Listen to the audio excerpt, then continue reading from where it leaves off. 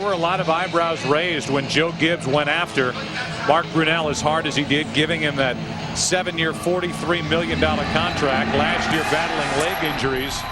This year healthy and playing like it. Liddell Betts on the return for the Redskins. Crossed the 25 and then he's thrown down. The lineups for these two sides will scroll across your Fox box, and that includes this offensive line, Troy. And if there's any team that can boast very good offensive tackles, they've got good bookends here with the Washington Redskins. And not only do they have good bookends, but they've got pretty good interior players as well. When you're talking about Derek Dockery and Randy Thomas, of course, Casey Raybach, the addition of him this year has really solidified and improved this offensive line. Starting from their own 27 against the #1 defense in the NFL. And they start with it on the ground. Portis out across the 35, and they give him forward progress enough for a first down. Now the defense scrolling across the top. One thing that the Bucs have this year is a little more depth across their defensive front. We had a chance to visit with Rod Marinelli, who is about as respected a position coach as there is in the NFL, and he thinks their defense is playing okay, but not great. Particularly the defensive line doing a pretty good job against the run, but he wants more pressure from that group, that front four here today. On first down, they hand to Portis, tries the right side, and Clinton picked up 1.5 yards. Hovan on the stop. Simeon Rice in on the pileup as well. And it's Rice along with Hovan, Anthony McFarland, Greg Spires, and a lot of Dwayne White and Ellis Wims sprinkled in. Monty Kiffin has been here since '96. 8 straight years his defense has finished in the top 10. Look at the Giants tying Minnesota 21-21.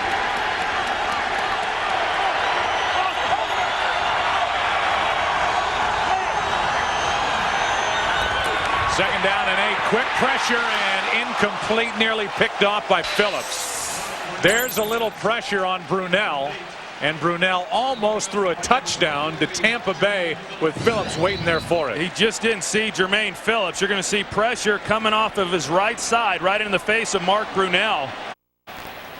And apparently that's what keeps him from seeing Jermaine Phillips, because he did have Chris Cooley on an underneath route open and could have picked up some positive yards had he have just dumped it off to him. This defense for Tampa Bay cannot miss opportunities like that, and they have the last couple of weeks.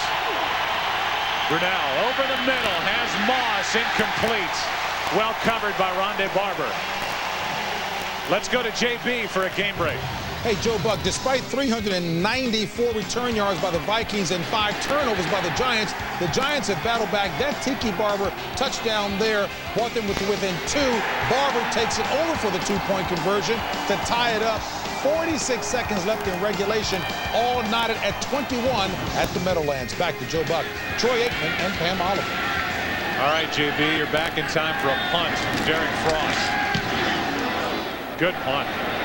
A high hanger, it turned over, and a fair catch at the 15 by Mark Jones. You know, one thing, and we're going to look at the offense, we're going to see the lineup scroll across. But what happened with Phillips on that second play, that's exactly what the Buccaneers are not getting from their defense. They may be ranked first in the NFL, but they need to help Chris Sims out, come up with a pick, get a score, and they have not been doing that. No question. They had 15 turnovers their first 6 ball games. They've had none over the last 2 weeks, and those just happen to coincide with the 2 starts of Chris Sims. So not only have they not gotten the turnovers, they've also not run the football, and that's made things awfully tough on this young quarterback. They're going to start it with Cadillac. He looked at the left side, cut it back up the middle, and picked up 2. Look at the Redskins defense up top. They're up to number 7 in the NFL. And if there's one thing that John Gruden knows, is playing against a Greg Williams coordinated defense, you can see all sorts of different blitzes. They just do things out of the ordinary, and that against a young quarterback is frightening. Yeah, and this week they're playing without Sean Taylor, who, their second-year player and one of the playmakers for this defense, as well as Cornelius Griffin out with a bad hit. A great run stuffer. 2 straight runs, and Williams slips down. He gets 1, and that brings up 3rd down. You see Prelo getting the start at free safety for Sean Taylor. And Williams, who had that strained left arch in the second game of the season, still put up big numbers the rest of that day and week 3 at Green Bay, but since then has been a non-factor. And that's been a real problem. I mean, when you go back and you try to put everything on the shoulders of Chris Sims and why they have not won games, I think the first area you got to look at is why they've not been able to run the football more effectively here the last 2 weeks. It's 3rd down and 7, and Sims is going to have to put it up. And he underthrows Hilliard, who's making the start for the injured Michael Clayton. Clayton is out with a knee bruise, and that throw went right into the ground and behind Ike Hilliard. Yeah, and I think that this game has started out a lot like what we expected coming into it. You're talking about 2 of the better defensive teams in the National Football League. Of course, Tampa Bay with the #1 defense, and you come into it not expecting a lot of points to be scored. Both defenses stepped up on the first possession and forced 3 and out. It's your kind of football game. Big defensive struggle. Top punter in the NFL is Josh Bidwell. Gets off a good one with Moss waiting deep. They want a quick strike with Moss. Lost the football and is able to get back on it at the 30. Another look at what was a near turnover yet again. Yeah, and you get into a game like this, it's those types of plays that are going to turn the tide. And it looked like Santana Moss just didn't watch the ball all the way into the catch and was fortunate to get back on it and keep the ball for the Redskins. So Sims will get on the telephone. He will talk to John Gruden, who's not scared to let Chris know how he feels about him. No, you know, John Gruden said that he doesn't like to coach Chris Sims much during the course of the ball game, and we asked Chris about that. He said that's not the way it works. Chucky can light him up. Portis, big hole. Clinton Portis to midfield, still going, and a big play against this Tampa Bay defense. He got 31. Brian Kelly eventually on the stop. Well, Clinton Portis, he's been struggling running the football here over the last 2 weeks. You look at the lane that's going to open up right in there off the counter action. They got Derek Dockery pulling out. He kicks out. That's what creates the space. And Clinton Portis, when he gets going north and south, he's pretty effective. I mean, he runs well, gets out to the sidelines well. But when he's able to hit it between the guards like he did there, he's able to really chew up some yardage. That's the longest run against the Tampa defense this season, 31 yards. Portis had the longest last year against Tampa Bay. In the backfield, Booger McFarland brings down Clinton Portis, a loss of 3. JB is busy. Another game break in Los Angeles. Hey, Joe Buck, take a look at this. Paul Edinger had missed 2 previous field goals for the Vikings.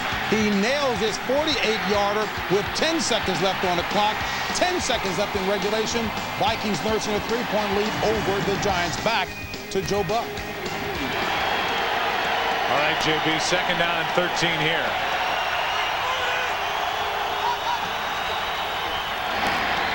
Brunell over the middle, drops it off. That's Portis, and he was dumped immediately. A gain of 5. 3rd and long coming up. Let's go down to Pam Oliver. Hey, Joe, the NFL Fashion Police had its sights set firmly on Clinton Portis today. Portis was informed before the game if he was found guilty of a single uniform violation that he would be disqualified. Portis was found guilty last week of wearing the wrong shoes, socks, and eye shield, and it cost him $20,000. He told me before the game he thinks it's bogus, but obviously didn't want to risk the potential consequences, Joe. 3rd down and 8. Thank you, Pam. Blitz coming from the Bucs. Brunell fires. The pass is picked off by Bolden. Jerron Bolden back the other way. And there's the turnover that this Tampa Bay team has been looking for 2 weeks.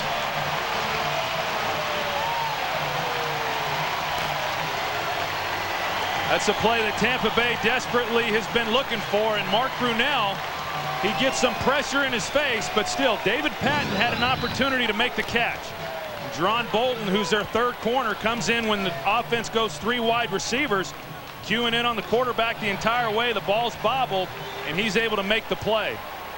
Troy, it seems like ancient history since we were in Green Bay watching the Bucs play, but at that time, John Gruden thought that the biggest difference maker could be Jerron Bolden on this defense as a nickelback. Pass is complete to Galloway from Sims and a gain of 5. Yeah, in fact, he told us that Deron Bolden was going to be the guy that determined just how great this defensive team could be, because in the past, offenses would come out, try to spread them out with 3 wide receivers, and they just didn't feel like they ever had that third corner that could come in and match up against another team's 3rd wide receiver. This year they do, and that's one of the reasons why they've been so good. Big backfield with Cook and Alstott. Alstott gets it on a toss. They all shriek and squeal with delight here in Tampa Bay when Alstott touches the ball, and he gets a first down.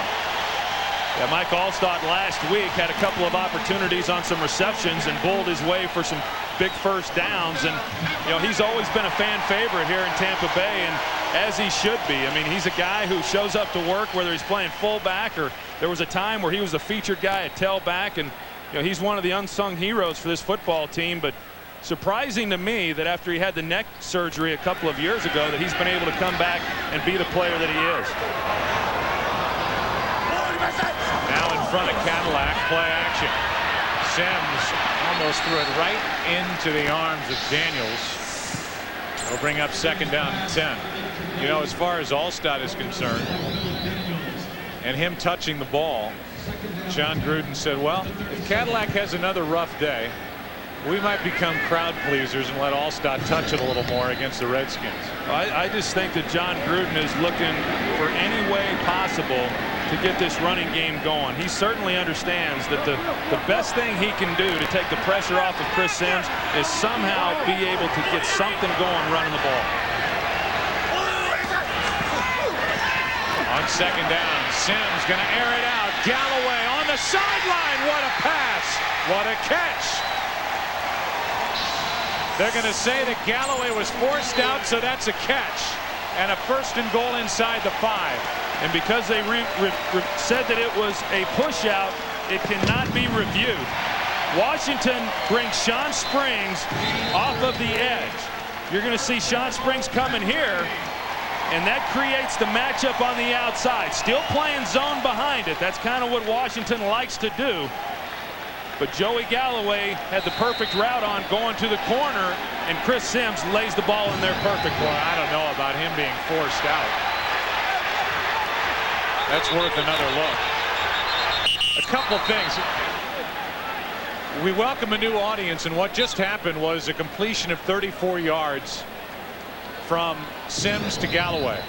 Now the red challenge flag is out, but as Troy said, you cannot challenge a receiver being pushed out, and that was the ruling. They can review the play and see if Galloway held on to the catch, which he did. But the challenge right now is being made by Washington, and since the ruling is force out, even though the 2nd foot came down out of bounds, the Tampa Bay Buccaneers will have 1st and goal after this challenge. And that explanation is being given from Bill Vinovich to Joe Gibbs. I agree with Gibbs. I don't think Galloway was forced out, but that was the call, and that's the way it is. Yeah, that's the way the rules read, and you're right. He does not get both feet in. It was not a push out. The ruling on the field was a force out. By rule, that is not reviewable through replay. Washington has chosen not to challenge the ruling on the field. So for those who just joined us, and I'm sure a lot of folks were watching the Giants and the Vikings with that upset win by Minnesota at Giant Stadium. Finally, the Buccaneers, after coming close on picking up a turnover on the 1st possession by the Redskins, got an interception by Bolden to set up this completion to Galloway.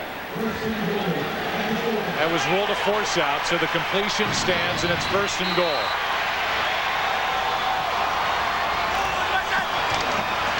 Alstott up the gut. 2nd down and goal as Mike got to the 2. Well, he's the right guy to have in the game at this time when you get down around the goal line and you're looking for somebody who can step in and move the pile. Troy, you and I were sitting here watching that Giants game, and you saw the Giants, when Manning threw that 4th interception, hand the ball off to Barber, hand it off, then they throw it. down close, then the interception. The way they tied it and then got the two-point conversion was by handing it off and just plowing straight ahead, which the Bucs do to take the lead.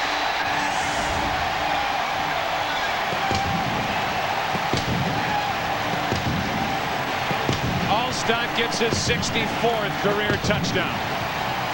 Well, we know Mike Alstott's tough, and we know he can move a pile, but I didn't know he was as athletic as this to be able to go up over the pile.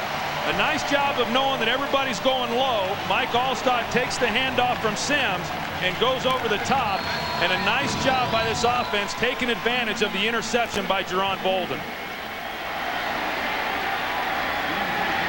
He had a touchdown run of 1 yard last week against Carolina.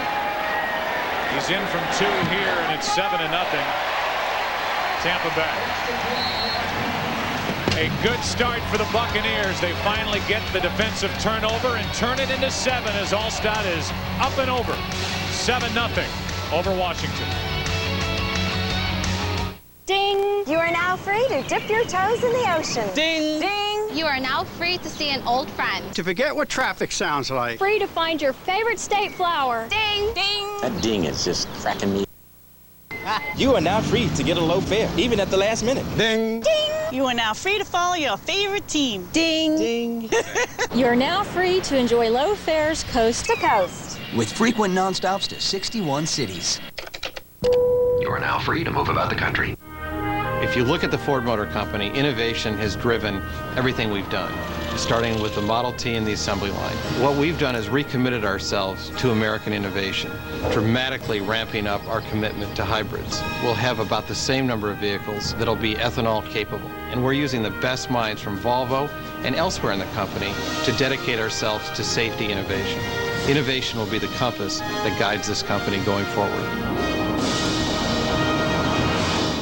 No one ever woke up one morning and said, I just want to be an ordinary musician, or an ordinary tennis player, or writer, or runner. No one ever said, I just want to be an ordinary coach, or even an ordinary scientist. So why the heck would anyone ever say, I just want to be an ordinary investor? At E-Trade Financial, we keep challenging the ordinary to help investors be extraordinary. Fox NFL Sunday is sponsored by Southwest Airlines, proud sponsor of the NFL and official airline of Super Bowl 40. Sunshine Skyway down here in the Tampa area. Get over to Sarasota, Bradenton that way. I think that's from many spring trainings ago. Growing up here every spring, and Brunel just threw his 4th interception of the season. Bolden got his first with the Bucs, and Tampa Bay turned it into 7 quick ones, thanks to a controversial ruling on the field which went the way of Buccaneers.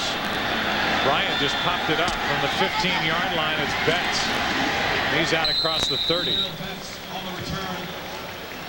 Mike Alstott has been doing this for a long time here with the Buccaneers. His 64th career TD.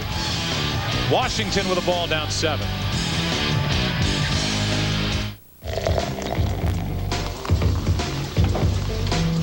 How'd you learn to pour like that? It was nothing. Put on side, no good. Put on center, the release combination and aroma. Again! Again!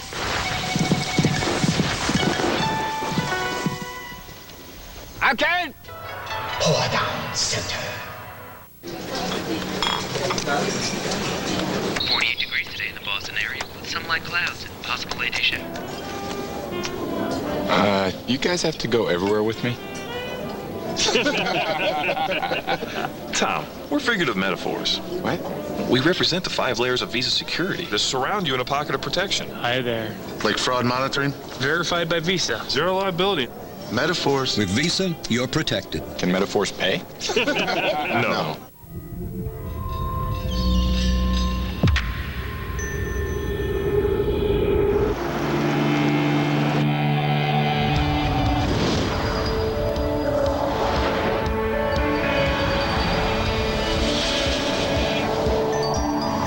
Introducing the all-new 2006 Lincoln Zephyr.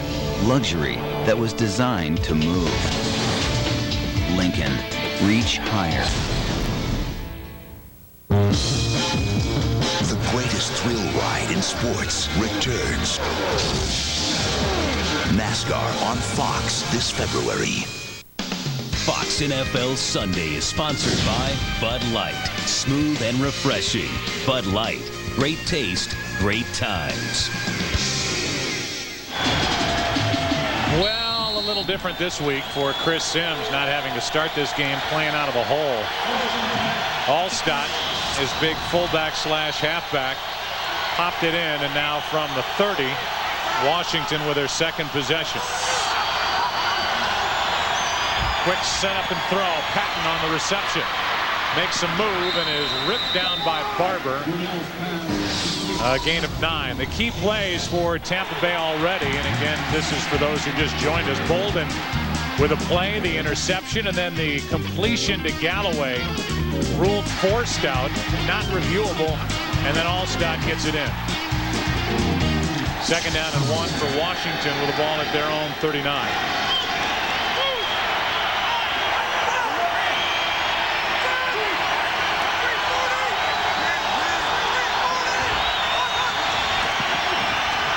Portis, first down and more. Almost broke it, got it out to midfield. Gain of 11, and Phillips on the tackle. Well, right now, I mean, Washington's got to feel pretty good about the way that they're coming out, and they've run the football here in the first quarter. And, you know, I was talking about how Clinton Portis has struggled here in the last couple of weeks getting anything going in the running game. But the way they've come out here today, they came in feeling like they could do some things within the running game. They also feel like they've got some things that they can take advantage of within the play action. And the play action certainly works better when you're running the football the way they have so far today.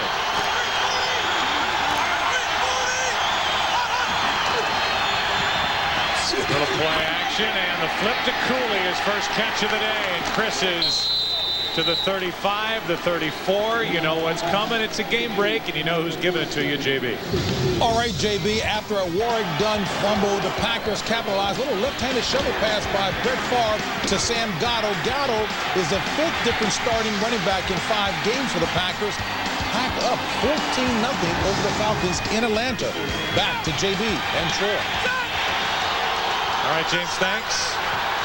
14-0. Another upset in the making, but early in Atlanta. Brunell, Moss, what a move. Got right around Kelly. And Santana Moss is inside the 15 to the 12. Boy, he just left Brian Kelly standing there confused. You know, really a perfect call, Joe, by Washington. You're going to look at Booger McFarland right here. He beats his man off the ball, Randy Thomas, and he gets pressure there. But because it's a 3-step drop, they get the ball out quick into Santana Moss's hands. And that's a play that Brian Kelly has to be able to make. They're going to throw the ball quick. Tampa Bay certainly recognizes that, but you've got to be able to make the tackle once they make the reception. What a year Moss is having. Second to Steve Smith in the big categories. That was good for 22.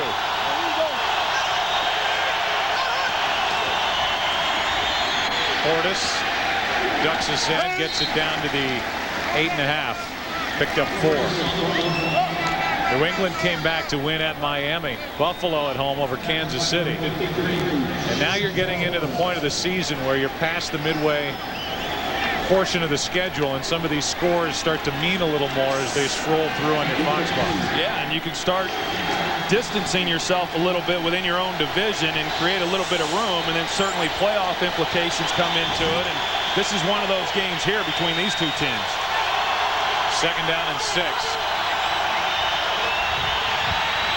Brunell had plenty of time and then throws it away. He had Patton open at the end of it, but he did not pop free early enough, and there was pressure by McFarland eventually in the face of Mark Brunell. Tampa Bay does a good job there of covering up the wide receivers. Brunell had enough time to try to find somebody, but there was nowhere to go with the football. And McFarland so far, he's been a disruptive force there inside. We've seen him get through and get pressure on Mark Brunell now a couple of different times. 3rd and 6.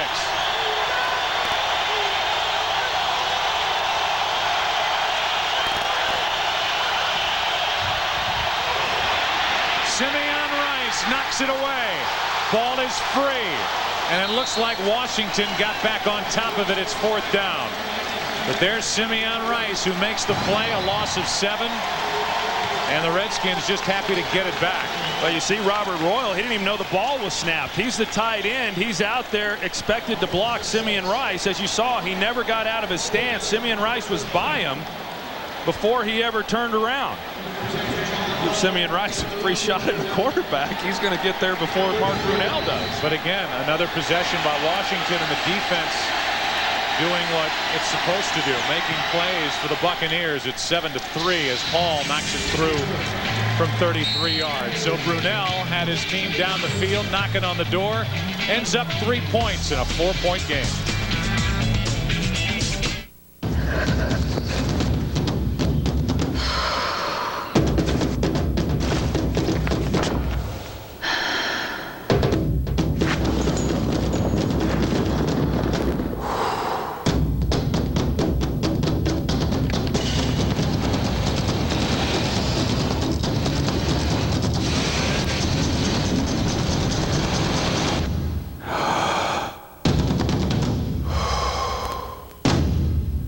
Those marinated or rubbed? That's not garlic I'm smelling. I like tangy. Ooh, can you make mine tangy? Ah, spicy. Want a new spin on steak? Welcome to Chili's. Hurry in now for the new Chili Steak Festival. Big, juicy flavors like our savory garlic lovers ribeye. Or try our new decadent filet, topped with bacon and served on a melted layer of brie and blue cheeses. New Chili Steak Festival for a limited time. Come on, live a little. Ford product engineers work hard. Anybody can see that. Since they need to be with the cars, we took out their desk phones and extended the workplace with Sprint Business. It's helping us shorten the time from concept to showroom, and it's easy to reach them. Dan? Dan's gonna have to call you back. By saying yes to working from anywhere, we're building more new products faster. With Sprint Business, you can make just about any place a workplace. Yes, you can. Fox NFL Sunday is sponsored by Sprint Business. Sprint Business, yes you can. By Chili's. Hurry in and try Chili's new Steak Festival for a limited time. Come on, live a little. By Visa, proud sponsor of the NFL. And by the all-new supercharged Range Rover Sport. Simeon Rice came in a flash to knock the ball out of the hand of Mark Brunell. Robert Royal, the tight end, was still in his stance, and Rice was a blur going by him. Well, I was talking with Simeon Rice before the game. He was pretty jacked up. He felt good coming in. He thought he was going to have a good game, but you're going to have a great game when you don't have anybody blocking you. Hall, who has been hurt with a strained quad, kicks it away deep. Cox from inside the 5. Nice job to stay on his feet and gets a couple of extra yards out to the 24. No, the snap count, number 88. The nice thing that he did, though, was turn around and yell, "Look out."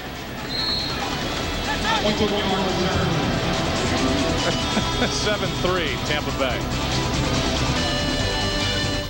My dearest Lisa, as we enter our first day apart, I already miss you terribly. Believe me, honey, it's no picnic out here. But don't you worry about me. Somehow, I'll get through it.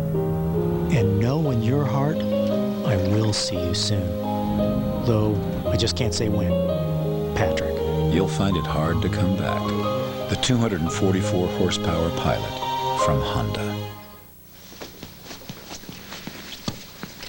Yo, Dad, can you get me a new X-Miles Evolution? It's a radio control car. It's fast, like real fast, man. It's only at Radio Shack. You could soup it up, make it really nice, trick it out. Know what I'm saying? You know how much I love cars. Please? Oh. This holiday season, don't just get a gift. Get the right gift at Radio Shack. Oh, there's no place like home for the holidays. Come to Lowe's, where there's a store within a store with amazing holiday values. You'll find festive new decorations you won't find anywhere else, as well as a huge selection of quality pre-lit trees. even new inflatable outdoor decorations that only Lowe's has.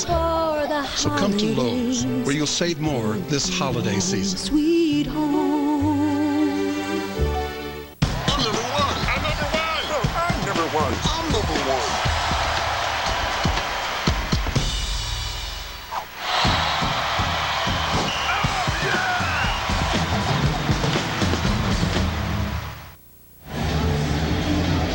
Welcome back to what is the first matchup between two left-handed starting quarterbacks in 5 years. Last time it happened, Mark Brunell and Scott Mitchell of the Cincinnati Bengals. Who among us will ever forget that game? 3.5 minutes to go, and in this first quarter, Cadillac Williams gets back to the line of scrimmage. Collinsworth still goes to bed at night, puts his head on the pillow thinking about that big Bengals game with Mitchell against Mark Brunell. I bet he does. He's got a little time to do it these days. He does.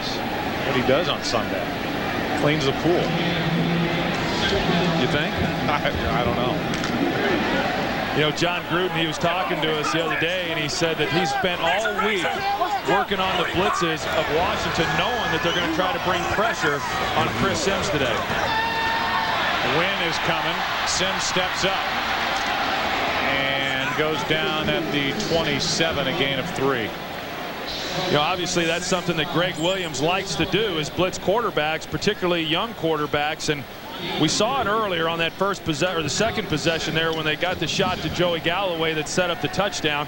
Chris Sims got a little turf in his face, man. A little. You know, they're going to need a shovel to get that thing out of his face mask.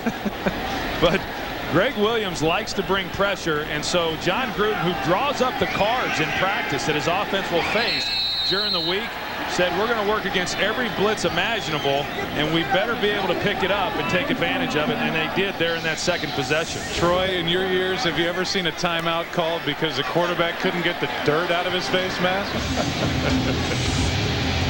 Get the needle nose pliers out. We got to get Sims back on the field. LJ, Greg, and I were going over some plays the other night when... Knock, knock. Hey, Mom. Bet you boys haven't had dinner yet. We just got a little something out of the machine. Nonsense. So, she zapped us some nice hot Campbell's Chunky New England clam chowder, now on microwavable bowls. It was quick and easy. Why don't you try this plate? McNabb with the ball. Touchdown, Eagles. That's my son. That's my plate. Campbell's Chunky, it fills you up right. It's over. Done. We nailed it. Real Coke taste with 0 calories. And now, before I lock up the secret formula, I'd like to share it with you. Share. Coca-Cola Zero. Try it to believe it. Dad. Hey, buddy. Could you read me a story? Football. That's okay. I can freeze time. Whoa. The DirecTV DVR. The most magical thing that ever happened to TV. Finally, an easy-to-use DVR that gives you the power to pause and rewind live TV, so you'll never miss a second of what's important to you. Somebody up there loves you. DirecTV. Sign up and get a DirecTV DVR free. Call 1-800-DirecTV. Brian goes back to school, and Stewie gets a free ride. I haven't taken a shower since we got here. I totally reek, man. Check this out. Ah, come on. Tell me that's not epic. Family Guy. All new at 9/8 Central tonight on Fox. Viewer discretion advised.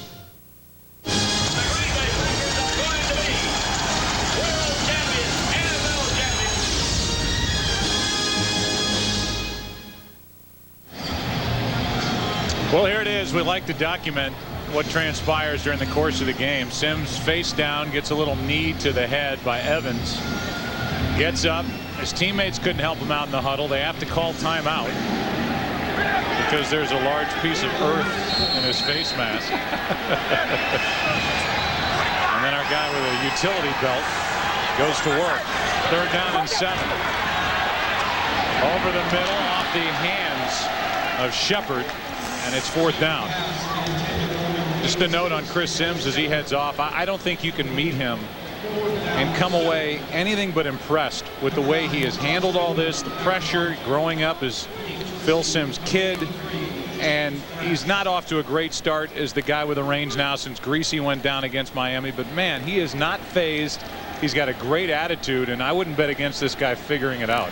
John Gruden said he's been trying to deprogram Chris Sims about his father being Phil Sims ever since they drafted him. And he said, all right, look, Brian Greasy's dad's Bob Greasy. Your dad's Phil Sims. Can we now go get a first down? Here's Thrash from inside the 25. James Thrash trying to make the most out of it. A lot of running. Got to the 26. All that for 3 yards. Early game headliners here in Week 10. Darren Sharper, you talk about a guy that even when he was with the Green Bay Packers always ended up as a safety with a football in his hands when there was a ball flying around for somebody to grab. Adrian Peterson and the Bears win 120 yards, and Roy Williams with 3 on the day.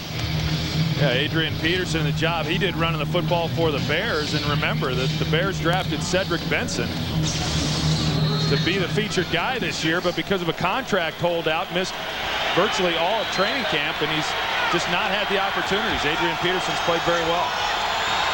Minute 44 left in this first quarter. Portis, another big run. Quentin Portis already has a 31-yarder today. Here he gets it up to the 45, picked up 19 as Rondé Barber forced him out. You know, this Tampa defense, they have played well for the most part all season long. At times they've given up some running yards, but I know coming into the game, John Gruden really put a lot of pressure on them to step up their game. We saw the turnover earlier, but right now they are giving up some rushing yards to this Washington team.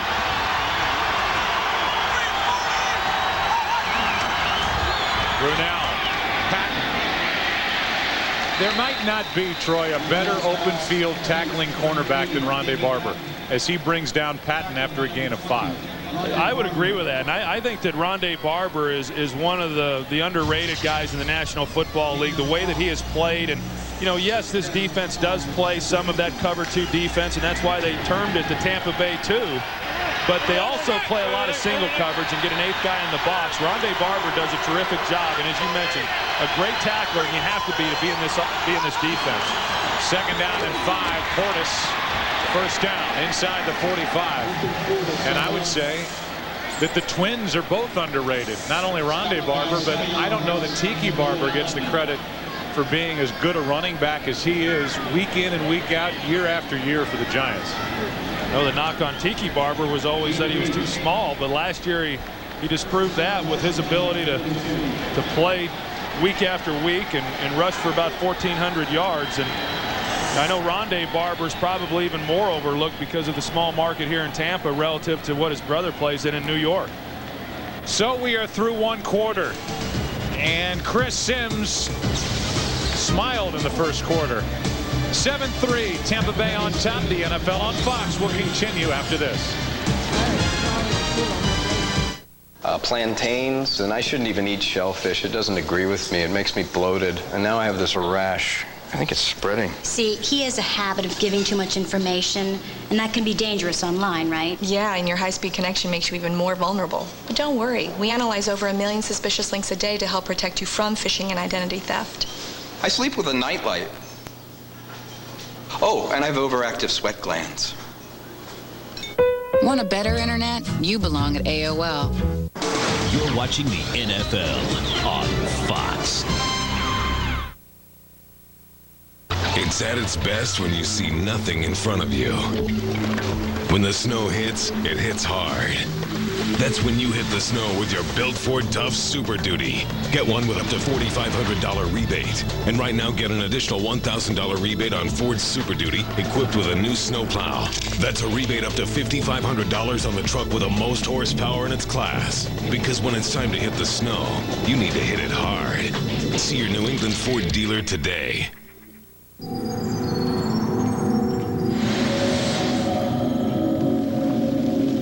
When design impacts performance, performance returns the favor.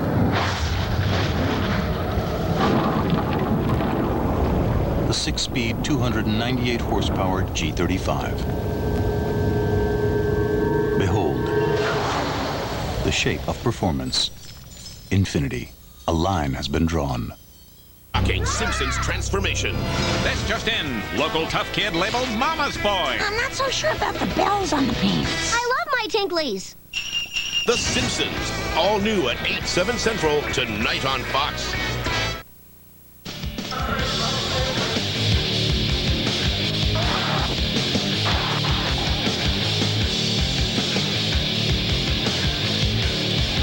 That was the only touchdown of the day. Alstott from 2 yards out. In 7-3, Washington moving the ball. Clinton Portis is averaging over 10 yards a carry. He has 87 on the day, more than the Tampa Bay offense. Brunell drops it for Royal, and he is flipped by a guy who's pretty good, Derek Brooks. 2 out. You know, we came into the game talking about Mark Brunell and the way that he's played here in this first half of this season. And, you know, I think a lot of people point to the reason why he's playing better this year is because he was banged up a little bit last year. But, you know, it goes much further than that. I think when you look at what they were doing offensively, a lot of indecisiveness as far as what they were doing within the routes, what the receivers were doing, where they were going to be. And it's hard to play quarterback in this league when you're not certain where guys are going to be on the field. I think Bill Musgrave, their quarterback coach, has helped clean a lot of that up. 2nd down and 8. A hurdle by Portis. What a day he's having. Still going. Barber tried to knock it out, and Portis hung on. A gain of 16 yards, and that was an impressive run by the 4th-year player out of Miami. Nice job again by Clinton Portis breaking tackles outside. You're going to see Santana Moss helping in blocking. And so many times when you're able to create some of those types of runs, the receiver's got to get involved. But once he gets beyond this level, then it's all Clinton Portis, and he's able to break some tackles and get some extra yards. Portis checks out. Liddell Betts comes in, and he gets it. And he doesn't do what Portis has done as Spires brings him down. A gain of 1. Here's another game break in JB. Hey, fellas, take a look here at Warrick Dunn looking to make amends for a fumble earlier that led to a packed touchdown. Nice little swing pass here from Michael Vick. He takes it 21 yards to pay dirt, and they have narrowed the gap 14-7. Yeah, I'll tell you what, Clinton Portis conforming to the uniform code, he's running a whole lot better than that first half, huh? Back to Joe Buck and Troy Aikman. He's no longer lopsided with different socks. Out of whack, and penalty flags fly before the snap. Yeah, there's 12 guys on the field. That is the first flag of this game. Well, we talk about the uniform violations, a $20,000 fine after last week's game on Sunday night. Here's Clinton before today's game. I'm abiding by the dress code, baby. I got my whites like everybody else, got my maroon. Hey, I'm fully geared up. You can't find me this week. That might be why he's running the ball so well today. 2nd down and 15. And trying to set up a wide receiver screen. Rice ends up with a ball. Bolden knocked it to him as Jerron Bolden makes another big play. Rice gets it, but Bolden was out there to make the play and set it up. And another turnover by this Washington offense. Well, another quick pass by Mark Brunell, and Simeon Rice going after the ball after Mark Brunell threw it. Jerron Bolden able to break it up, but Simeon Rice, great hustle in terms of going back and trying to locate where the ball was thrown and coming away with the interception. Great hustle, great hands. You may not have the contract to build the next great suspension bridge, or the workforce to dig the next Panama Canal. And you may not be working on the next big sports complex, but your truck could. The GMC Sierra with the available Vortec Max engineered to the highest standard. Professional grade. Good improvement. Thank you, doctor. Cholesterol's down. Well done. That's great. Hello, doctor's office. And I gotta tell you, nice job. Mr. Decker? I told you we'd get it down. Yep, even doctors can have high cholesterol. When diet and exercise aren't enough, adding Lipitor can lower your bad cholesterol from 39 to 60%. In fact, more cardiologists surveyed said they prescribe Lipitor for their own family members than any other cholesterol brand. Lipitor is one of many cholesterol-lowering treatment options in addition to diet and exercise that you and your doctor can consider. Lipitor is not for everyone, including people with liver problems and women who are nursing, pregnant, or who may become pregnant. Simple blood tests are needed to check for liver problems. Tell your doctor about other medications you are taking or if you experience muscle pain or weakness, as these may be signs of a rare but serious side effect. Ask your doctor about Lipitor today. Fox NFL Sunday is sponsored by GMC Trucks and SUVs. We are professional grade. By AOL. Want a better internet? You belong at AOL. By SmackDown vs. Raw 2006. Get ready for the fight of your life. And by Lipitor. Ask your doctor if Lipitor is right for you. Simeon Rice already has a sack, a forced fumble, now an interception, his first of the year, and a toss to Cadillac Williams. And the holes are shutting down fast as the Bucs try to run it back to that interception. Yeah, you go back and take a look at it, and Simeon Rice really didn't even show up last week, didn't even make a tackle, but he sure has made his presence felt here today, and just great hustle on his part. Once he realized the ball was thrown, turning and trying to get back into play, and as a result of doing that, he gets the interception. And you know, Joe Gibbs has said he's concerned about the turnovers that they've had offensively. Most of those have been by fumbles, but we've had 2 interceptions by Mark Brunell here in the first half. Play action from Sims. Chris fires, he's got Hilliard.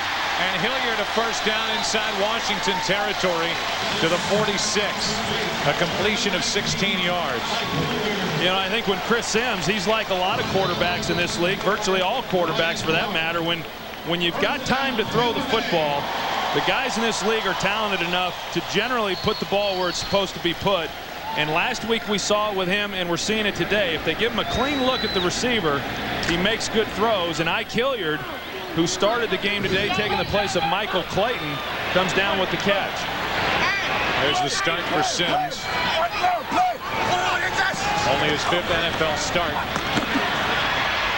Sims is flushed, and he'll pick up a couple. That's it. We were here last week when Chris, in the first half, went 10 of 13, had that 50-yard touchdown throw to Joey Galloway, but at the end of the day, he ended up throwing 2 interceptions, fumbled the ball, took 5 sacks after 5 the week before. So much of what's going on really rests with the offensive line for the Tampa Bay Bucs. Well, that and a lot of playing quarterback in this league is about what you do with the football when the play's not there, not so much when it is. And that's been the problem with Chris Sims here over the last 2 weeks. When he hasn't had a play, he's forced throws. Nice job on that last play, not trying to force something that wasn't there. Alstott gets it. And you might be splitting hairs here because neither one of them is exactly breaking out into the open field. But when you compare what Williams has done in the first half to what Alstott has been able to do, at least Alstott, if a hole's not there, can plow forward and pick up a couple.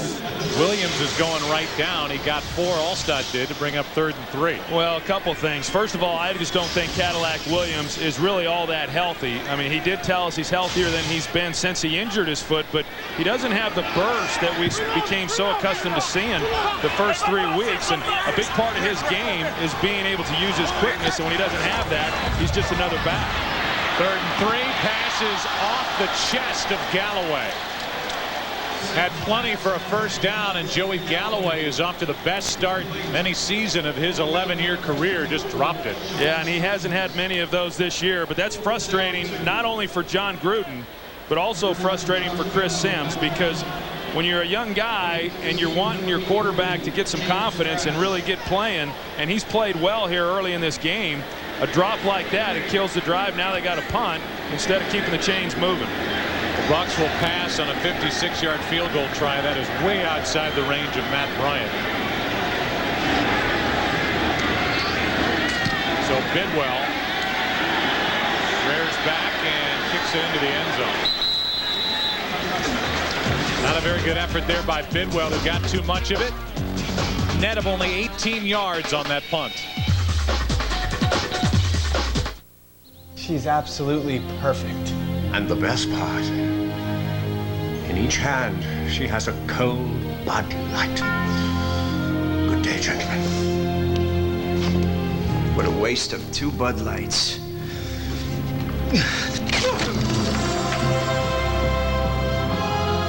Bud Light. Great taste, great times. The Venus de Milo.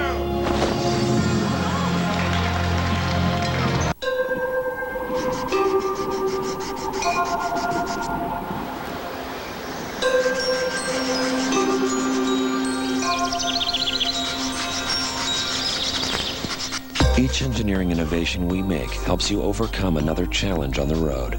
The GMC Envoy and Envoy XL with StabiliTrak, standard. We can't be certain how you'll use our SUVs, so we engineer them all to the highest standard. Professional grade. Lord Vader, rise. Star Wars is reborn at BK in the form of 6 collectible hologram watches. Only $1.99 each when you buy any value meal. Star Wars Episode 3. Own it on DVD now.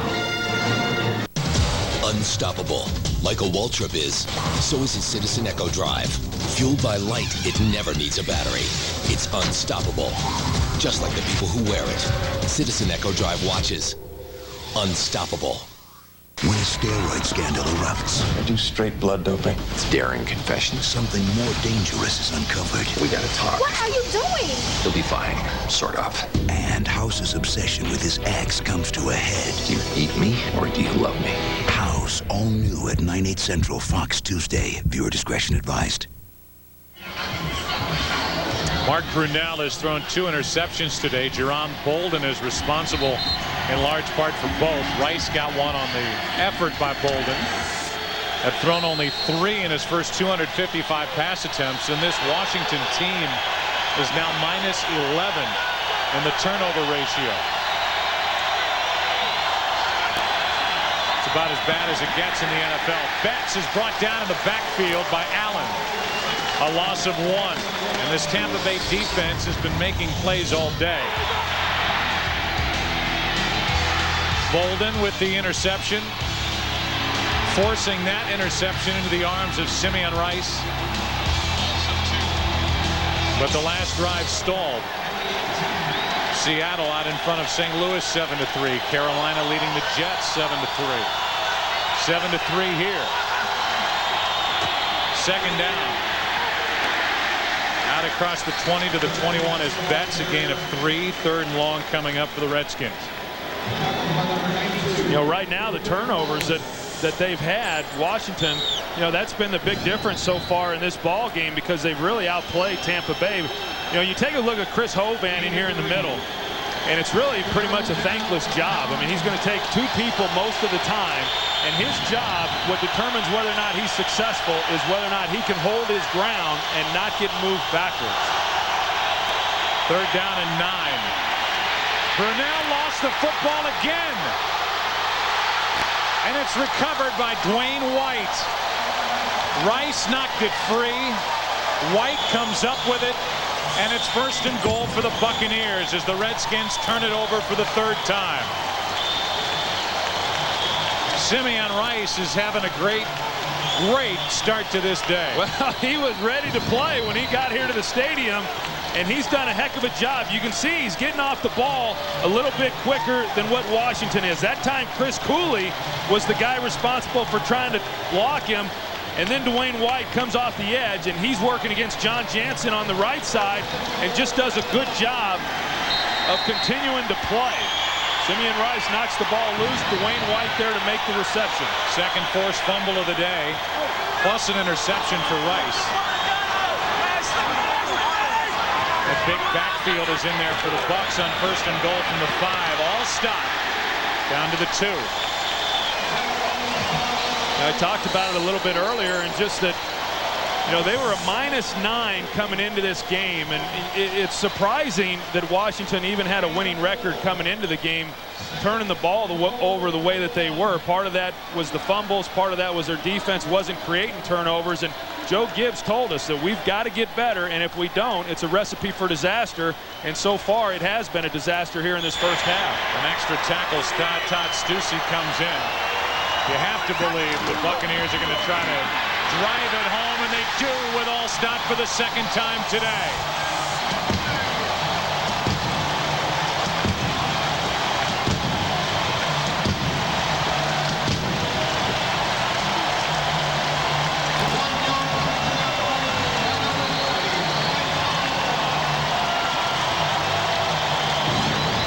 Tampa Bay a short field.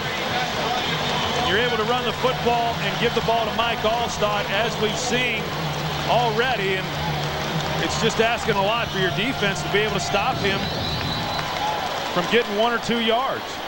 Rice set it up again.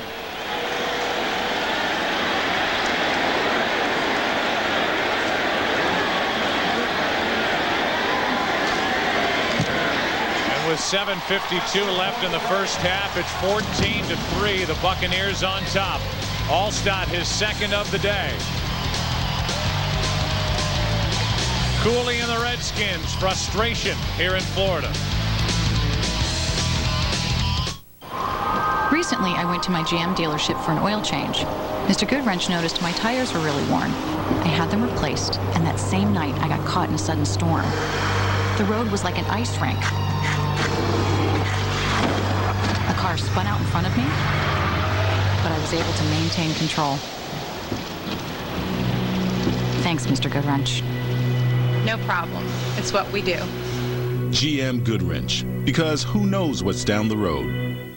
Charlie just came into some money. It was just blind luck. You look like the cat that swallowed the canary. Now, all he wants for Christmas... The guy you thought might be looking for you? He is. ...is to live to see New Year's. Maybe we should leave now. In case you haven't noticed, there's a hockey rink out there. From the director of Caddyshack and Groundhog Day. You ever notice how weird people get this time of year? John Cusack, Billy Bob Thornton, The Ice Harvest. Sure nothing's going on? Not a thing. Rated R. Starts Wednesday, November 23rd at theaters everywhere. Taco Bell's new Chipotle grilled stuffed burrito. So what's it like?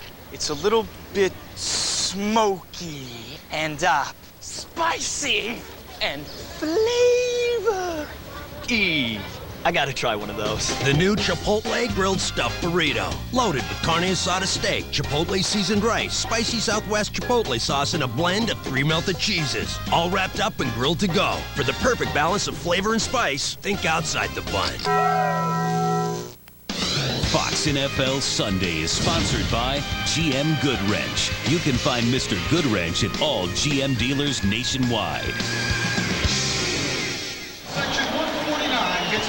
Alstott, a multiple touchdown day, and the guy seated on the bench. He deserves to get a rest after the start he's had. Rice, 4 tackles, 2 sacks, 2 forced fumbles, an interception, and a pass defended. And there's just under 8 to play in the first half. Well, Rod Marinelli, the defensive line coach, said Simeon Rice has always been a second-half player, and he expected him to pick up his game starting today, and Simeon Rice has done that. That's Liddell Betts from just outside the 5. Boy, what great balance to stay on his feet and give the Redskins a huge return down the sideline. Still on his feet and in for the touchdown. What a kick return by Liddell Betts. The first kickoff return for a touchdown this season for Washington. There are no flags. 94 yards. That's the most demoralizing thing that can happen to a football team. Tampa Bay feels good. They've got momentum behind them in their home stadium. They're up. They kick off, and then Liddell Betts takes this thing all the way. You see him get to the outside on the left and right up the sidelines. The blocking out in front of him was excellent. The Redskins were hurrying to try to get the extra point away, and John Gruden throws the challenge flag to see if Liddell Betts stayed in bounds the entire way down the sideline. You see Mike Sellers, the job he's doing on the block, and right there is where it looks like they might have gone. The runner stepped out of bounds. Might have gone out of bounds there. That'll be the questionable 45. Yeah, that'll be the questionable step. And we'll see if there is enough to overturn the call on the field. It's a challenge by the Buccaneers trying to take points off the board for the Redskins.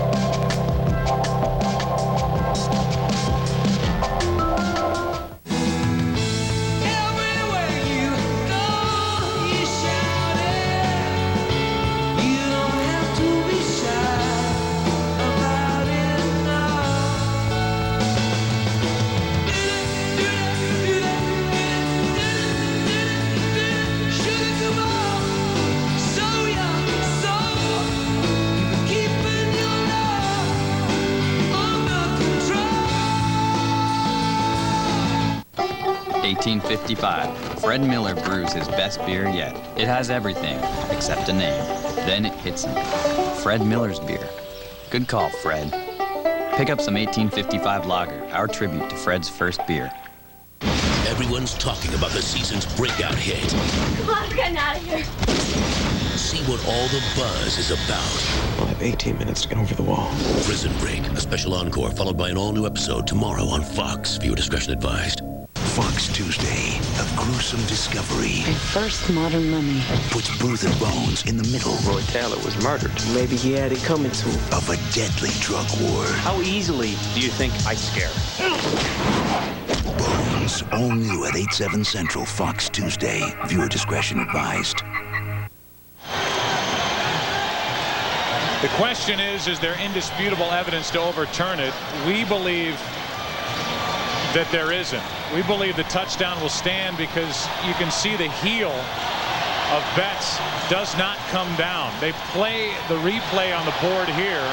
Maybe that's the step that will get this thing overturned, but you just wonder if there's enough evidence to change the call on the field, and Bill Vinovich will give it to us right now. They've already moved back toward midfield, expecting that this call is going to be reversed. I'm not so sure.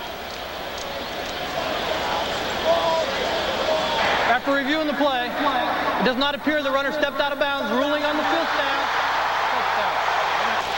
I think that's the right call, and when you play the entire replay front to back and you blow it up, you just do not see the heel of Liddell Betts come down on the boundary. He stays on his toes. It looks like he stays in bounds, and Betts just got the Redskins back in this game. Yeah, that's one of those calls that whatever the official had, whatever ruling he had made, that's what they were going to stick with. Had they have ruled that he did step out of bounds, there was not enough visual evidence there to suggest that he had not, so they stuck with the call, and it's a touchdown. 94-yard kick return for a touchdown, and Hall makes it a 4-point game. The Hogettes are happy. Liddell Betts should be happy. Gives the Redskins their first kickoff return for a touchdown since 2003. It's 14-10. Some beers are big on flavor. Some beers are easy to drink. But until now, no beer has offered it all. Budweiser Select starts with hand-picked American and Bavarian hops.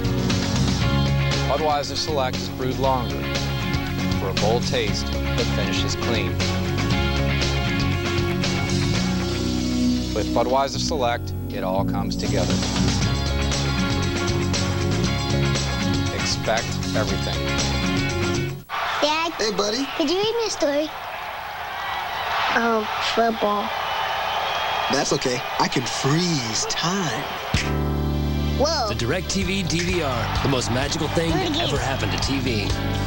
Finally, an easy-to-use DVR that gives you the power to pause and rewind live TV, so you'll never miss a second of what's important to you. Somebody up there loves you. DirecTV. Sign up and get a DirecTV DVR free. Call 1-800-DirecTV. Why isn't this thing lighting?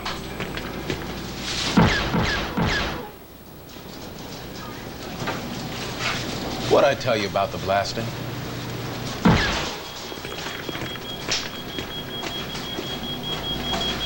Star Wars is at BK. Get all 6 collectible hologram watches, just $1.99 each with any value meal. Own the DVD now. Own the watches forever. Liddell Betts, who had a big kickoff return last week against the Eagles, returns one 94 yards for a touchdown here. And I mean, it's just written into the bylaws of the NFL contract with television partners. You got to say the Buccaneers have never had one in team history. There you go. Have to say it, I guess.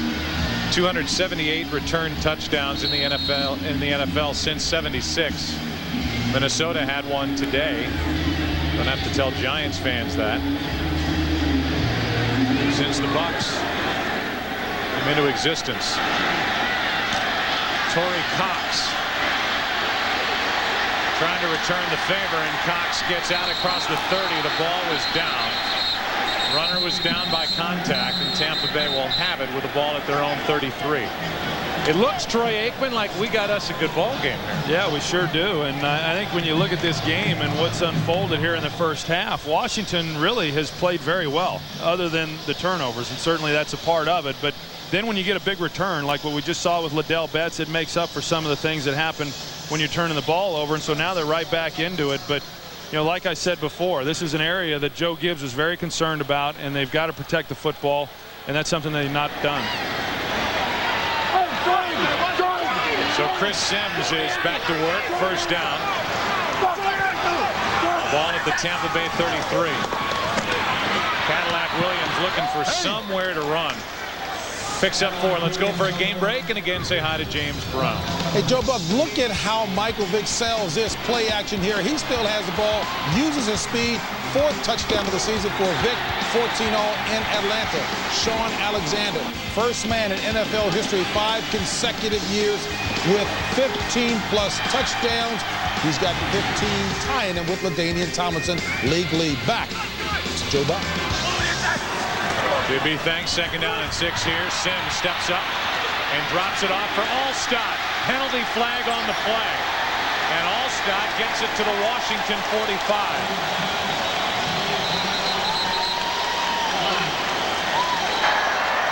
Personal foul.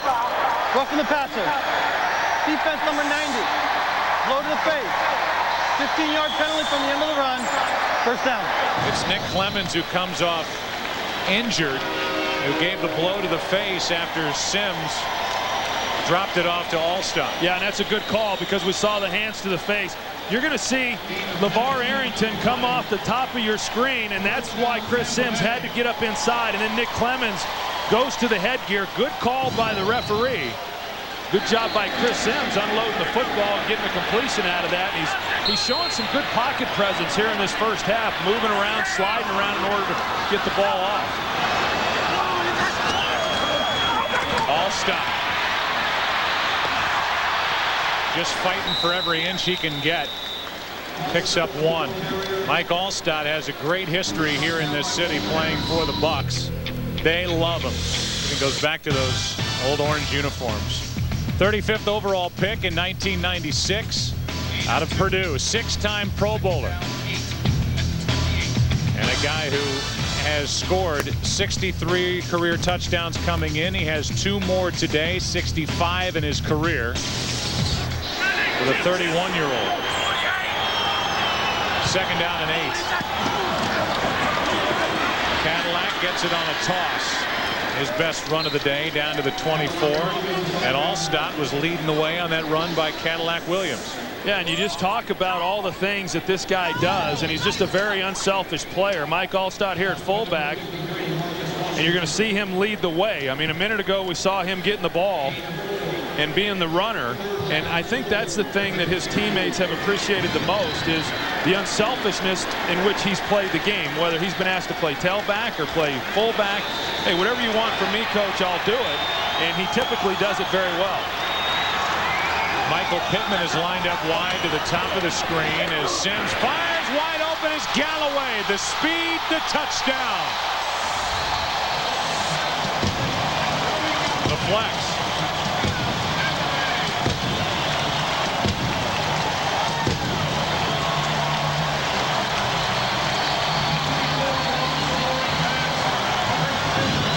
Well, Joey Galloway, they move him into the slot, and then he's just going to run right through the middle of the field on the slant route. And once he put the move on the corner, there was no linebacker or anyone else there in order to defend him. And an easy pitch and catch by Chris Sims and an easy touchdown. 7th touchdown of the year for Galloway.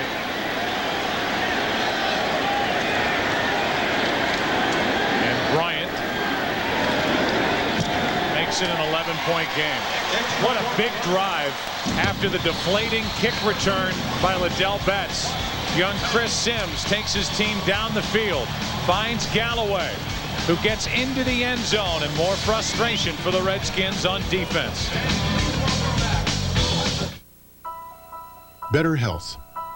Sometimes it's in the genes, but as often as not, it's connected to the quality of the information you have at hand.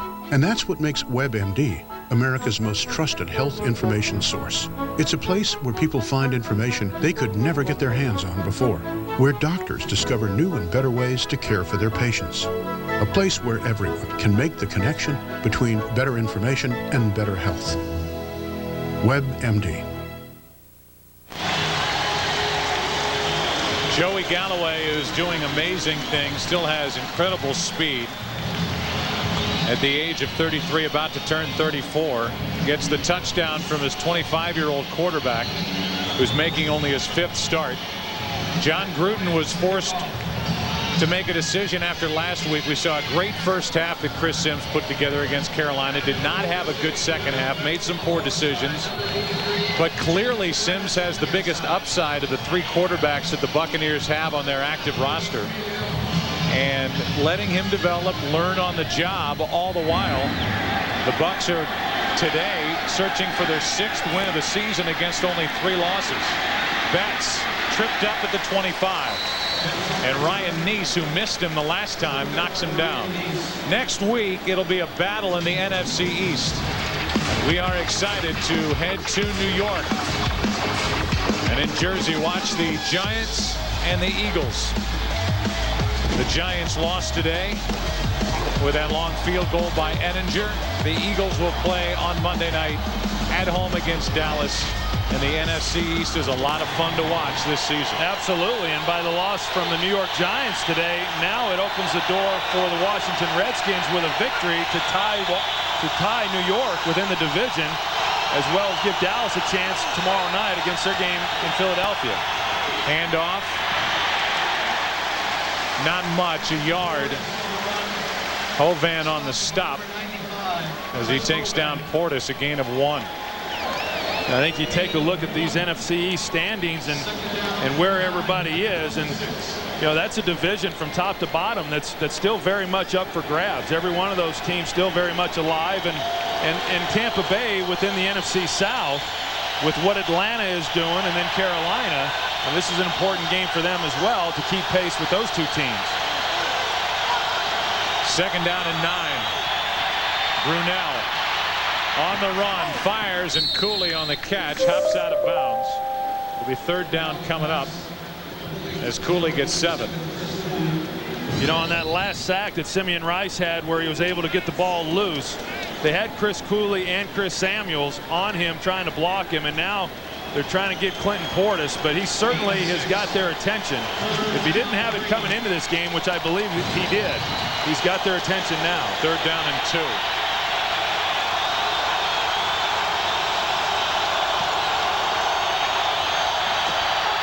Brunell steps up and hits a wide open Chris Cooley.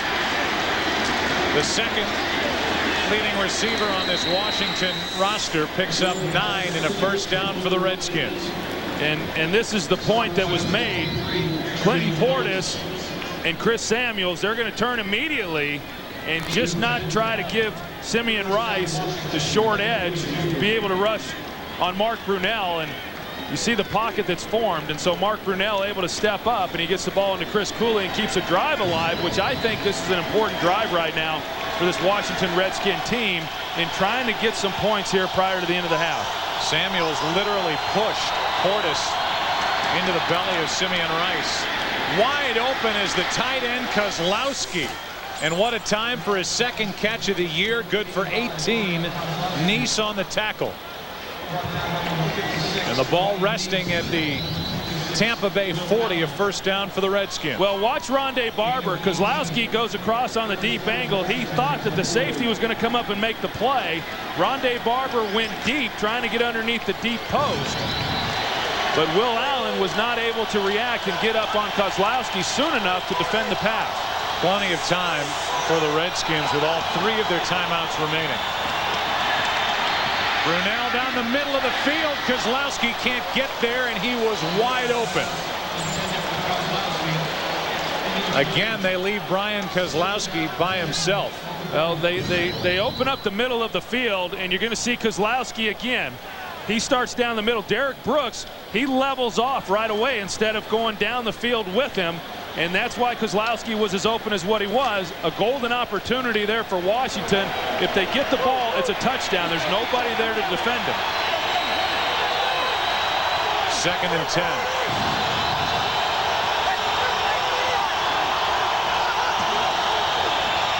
Quick throw, Patton on the catch, and he is wrestled forward for a first down. Good for 11. Bolden on the tackle. You know, David Patton, he's gotten a little bit more involved in the offense today and had not been given a lot of opportunities over the last couple of ball games. And I think that when you look at what Washington's doing offensively, they've done a good job moving the football. It's been the turnovers, but they've got to feel good with the way that they have moved the ball here in this first half. Getting out of the huddle fast with just over 2 minutes left. Portis gets to the edge, and that'll take us to the 2-minute warning. Portis picked up 1. 2nd down to 9 when we come back for the Redskins, who trail by 11. Fox NFL Sunday is sponsored by the new Sprint, the official telecommunications service sponsor of the NFL. While serving up chops and pounds of bologna, I get my NFL stats on my cellular phony. The ends are in motion, the offense is shifting. I've been here so long, they think I'm shoplifting. My wife can't believe I went to the store, but with NFL on Sprint, I won't miss a score. Like a 3-wheeled grocery cart. Or a receiverless throw. An aisle 9 without football? Is not one I like to know. Exclusive NFL programs, only from the new Sprint. Rated teen.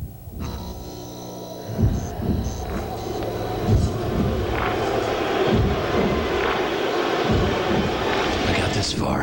I can do it. Unstoppable. Sasha Cohen is. So is her Citizen Echo Drive. Fueled by light, it never needs a battery. It's unstoppable.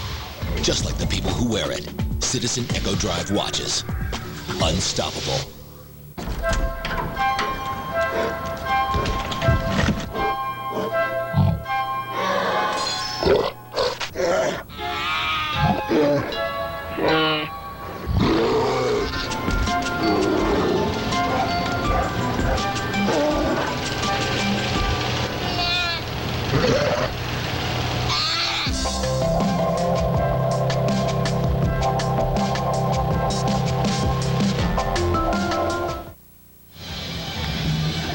Visa halftime report is coming up. JB, Terry, Howie, and Jimmy. Scores and highlights from around the league. Some interesting scores that are rolling in. The Fox Sports ticker is up to the second scores and stats. For you fantasy leaguers, 1:57 left. The last touchdown belongs to Galloway. He's up to 63 yards. Second down for the Redskins, down 21-10. All 3 of their timeouts remaining.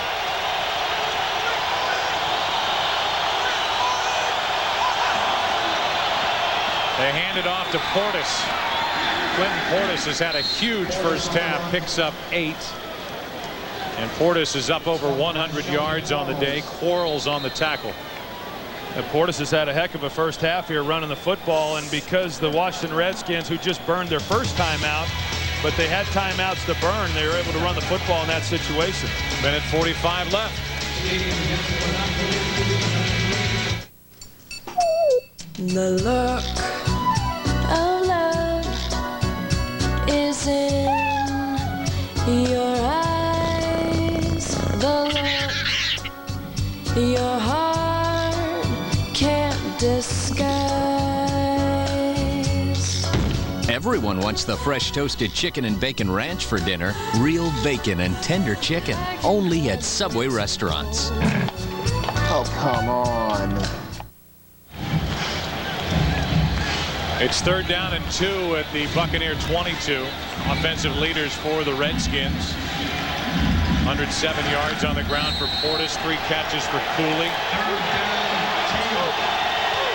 3rd and 2. That's Moss.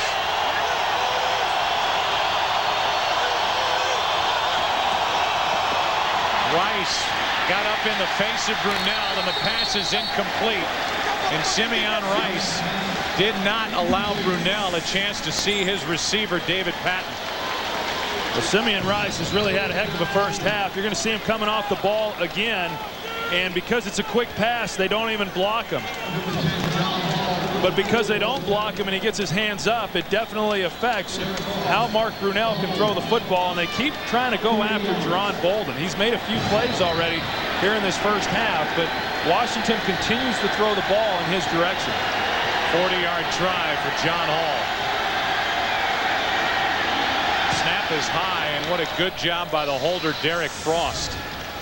He got it down, and Hall got it up and through. It's an 8-point game with 1:36 left in the half. I knew he'd come in handy someday. I'm State Farm Agent Ephraim Sanchez, and this is a true story. I never knew that his good grades would save us money on car insurance. I never knew he could get good grades. He cheated. He had a tutor. When I found out about Mark's grades, I got him a good student discount. Dad, if you get me a car, we could get another discount. Mark's getting a car? That's so not fair. More drivers get more discounts from State Farm than anybody else. See what a State Farm agent could save you today. Like a good neighbor. State Farm is there. A couple of things. When we came into this game, the Tampa Bay defense started the day #1 in the NFL, allowing just under 237 yards per game. But as we mentioned, they've accounted for 8 points all season. In their Super Bowl year, 2002, they had 5 touchdowns and 2 safeties. The last 2 games, no takeaways and 1 sack. And it's been a different story today for this Tampa Bay defense, and Simeon Rice has been in the middle of it since the opening kickoff. Well, this defense over the years, since Monty Kiffin became the defensive coordinator, they've certainly set a standard around here. And so just shutting people down no longer is good enough, and just getting turnovers, even though that's something that they've lacked coming into this game, isn't good enough any longer. I mean, now they say, hey, we need to score more touchdowns, and that's a pretty lofty goal for any defense. But it's a way to help Chris Sims settle in as an NFL starter. Sliding down and eventually getting to the 24 is Torrey Cox. More early game headliners, and he's on the graphic every week. Surprise, Peyton Manning had another big day. But how about Joey Harrington? 3 touchdowns, no interceptions, and a win for the Lions. Yeah, I mean, he's not on there every week. No. So good day for Joey Harrington. I know he's battled through a lot and has come back and had a nice game today and a nice win for the Detroit Lions. And you know, I think Peyton Manning, it's interesting to me. Obviously, he's not putting up the numbers that he did a year ago, but he's still having himself a heck of a season. And people are talking more about their defense or the running of Edgerrin James. And to me, he's one of my MVP candidates.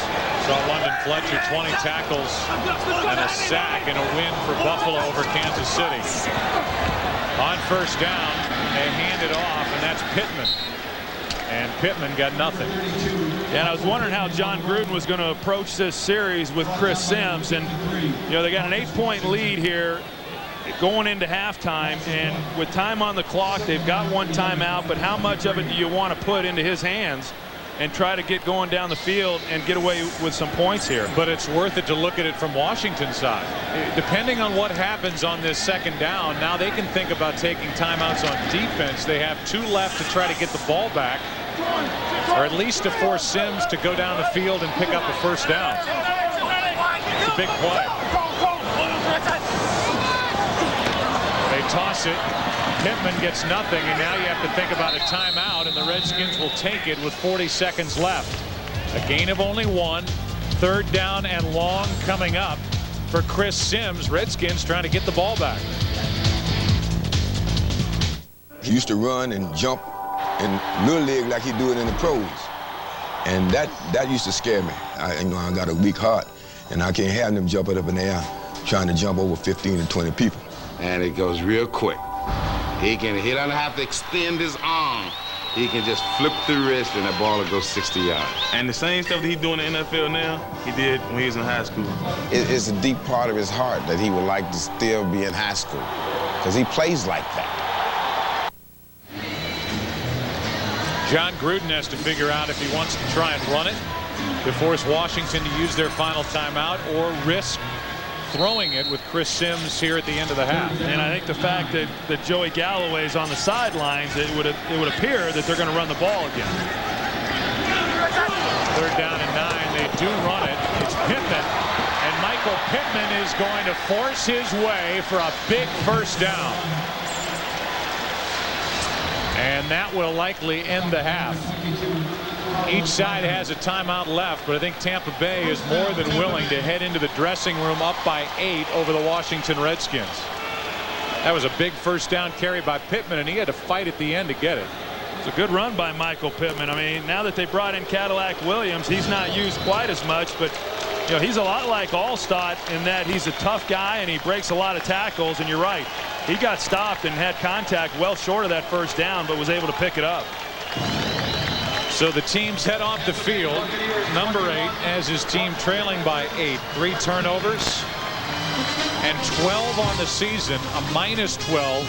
The turnover ratio for the Redskins. Visa halftime shows coming up. 21-13. Tampa Bay out in front. JB, Terry, Howie, and Jimmy right after this.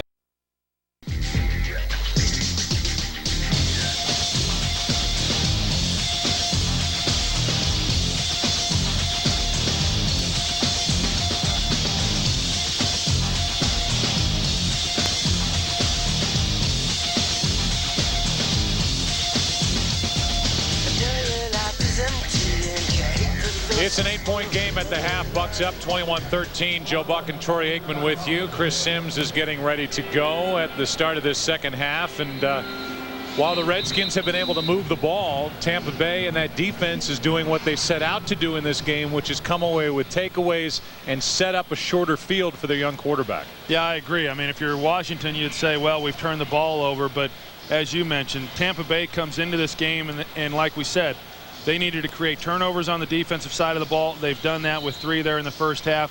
And then John Gruden wanted them to be able to run the ball more effectively. And although they have not run the ball great, they certainly have down in the red zone with Mike Alstott in order to come away with touchdowns. So as we've seen in this game so far in the first half, the Redskins have been able to move the ball, and that's because of the day that Portis has had. 12 carries, 107 yards. Brunell up over 100 yards, but 2 interceptions. He came into this game with only 3 all year.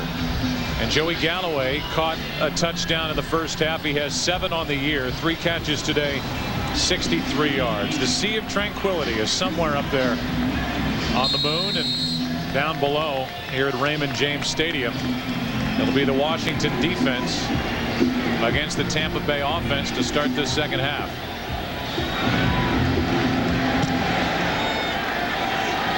Torrey Cox from the 2. Picked up the loose ball, and off he goes. Penalty flag on the return as Cox stays on his feet and gets it out to the 33-yard line. But again, a flag down, and you wonder if that's going to cost the Buccaneers some yards.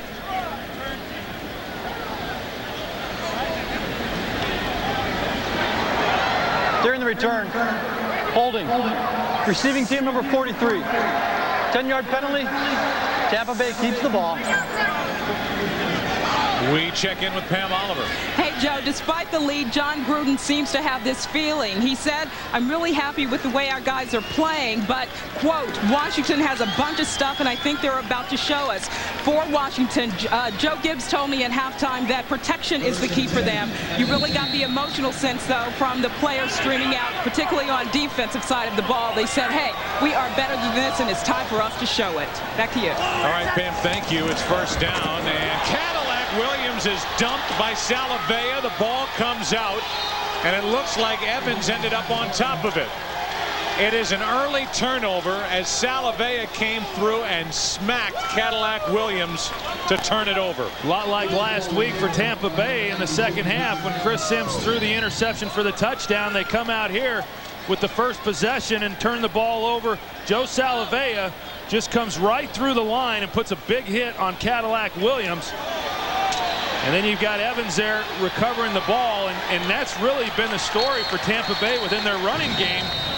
They continually get bodies on Cadillac Williams on his side of the ball and have just not given him anywhere to run the football. And Joe, it looks like they're going to challenge this. Tampa Bay is challenging the ruling on the field, runners down by contact. Well, we saw the replay from behind. It's going to take a look from in front of the play to see if Williams lost it before he was down. by contact. As it stands right now, Washington a first and goal at the Tampa Bay 7.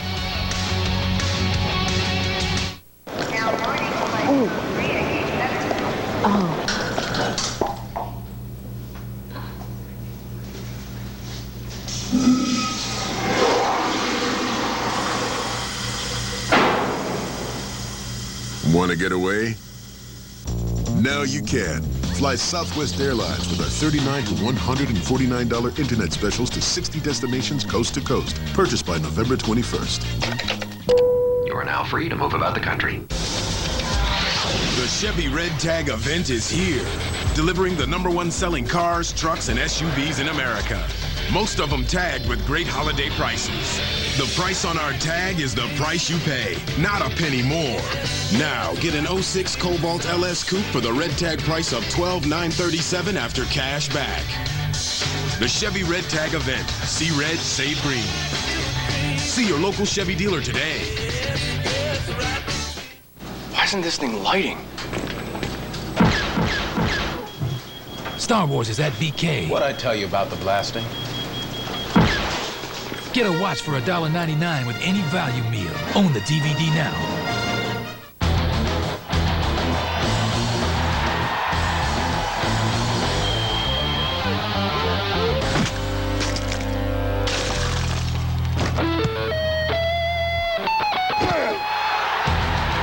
This telecast is copyrighted by the NFL for the private use of our audience. Any other use of this telecast or of any pictures, descriptions, or accounts of the game without the NFL's consent is prohibited. Fox NFL Sunday is sponsored by Southwest Airlines, proud sponsor of the NFL and official airline of Super Bowl 40. Beautiful night here in Tampa. Full moon, and we look at this. The ball starts to come loose on the initial contact between Salavea and Cadillac Williams, and the ball pops out the instant that Williams' knee hits down, and we'll get the call right now from Bill Vinovich.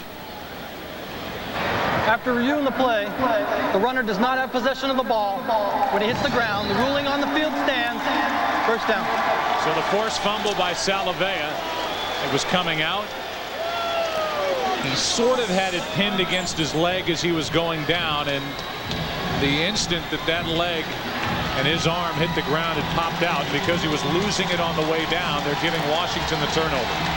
Yeah, and that's now the second fumble that Cadillac Williams has had in successive games. He had the fumble last week in the first possession that set up a score for Carolina, and then coming out here to start the second half has a critical fumble setting up shop for Washington.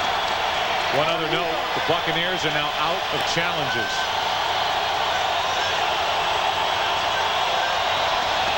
First and goal. Portis trying to cut it back, and he pushes the pile to just outside the 5. Second and goal. You know, Washington defensively is a lot like Tampa Bay coming into this game, and only they had not turned the ball over and not gotten the turnovers really over the course of the entire season. They were second to last in the National Football League, coming in with only 6 takeaways. Joe Salavea certainly came up with a big one at that point in the ball game here. That was the 17th opponent fumble against Washington this season, and only the 3rd time they've come away with the ball. Oakland's running it up on Denver, rather the other way around, and brought down by McFarland is Portis. A loss of 1. So Denver is off to a great start against Oakland, and you see the finals scrolling through in this Week 10 Sunday across the NFL. It's 3rd and goal. And on that last play, it looked like between Brunell and Portis there was something going on with the handoff there. You saw that it wasn't clean, and Portis did not get the ball going at full speed. It looked like Brunell still had a hold of it, and that certainly didn't help with him trying to get more yards. Ball is back at the 7.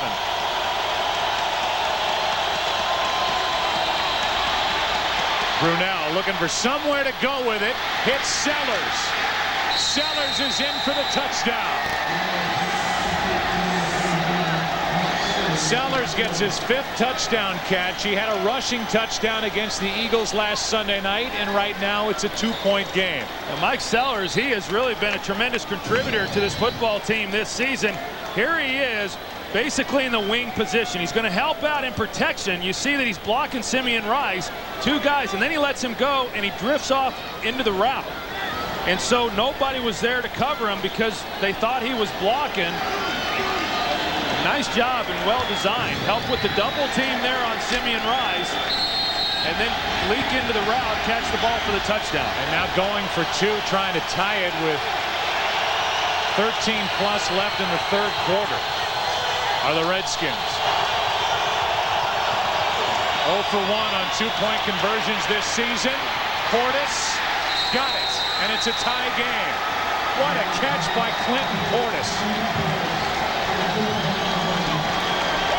It was a great catch by Clinton Portis. I got to tell you, Joe, it was a heck of a throw by Mark Brunell as well, because it was good coverage, and Brunell coming out, he threw it really the only place that he could to give Portis an opportunity, and Clinton Portis, who had a great catch in last week's game against the Eagles, makes another big catch here. Salavea set it up. The Redskins cash it in. Tie game. Come on, let's go. Where? Over there. What's your name? Jerry. Jerry, you know what a skid plate is for? Off-road stabilizer bars, a locking rear differential. Yeah, that's what I'm talking about. Jerry. Now get an 06 Silverado half-ton extended cab 4-wheel drive Z71 for a red tag price starting under $27,300 after cash back. See your local Chevy dealer.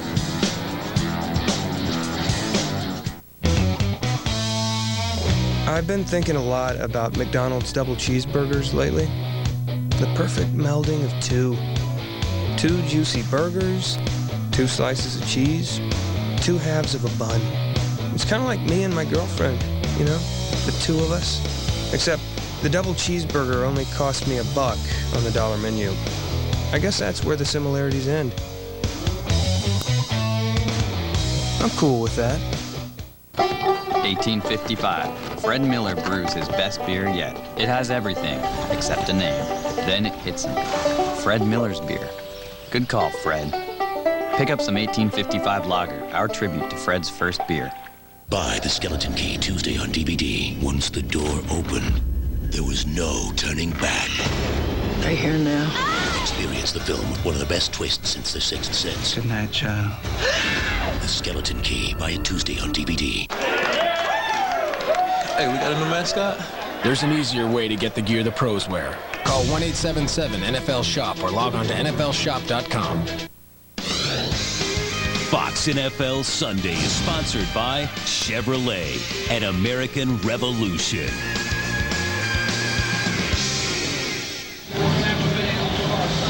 Got a fight here in Tampa Bay, 21-21 with 13-14 left in the 3rd quarter. Sellers this season has touched it 11 times. 6 times he's put it in the end zone. And on 3rd and goal, he was on the receiving end from Brunell, and then the catch by Portis on the 2-point conversion. 1 for 2 in that category now are the Redskins, and it's 21-all.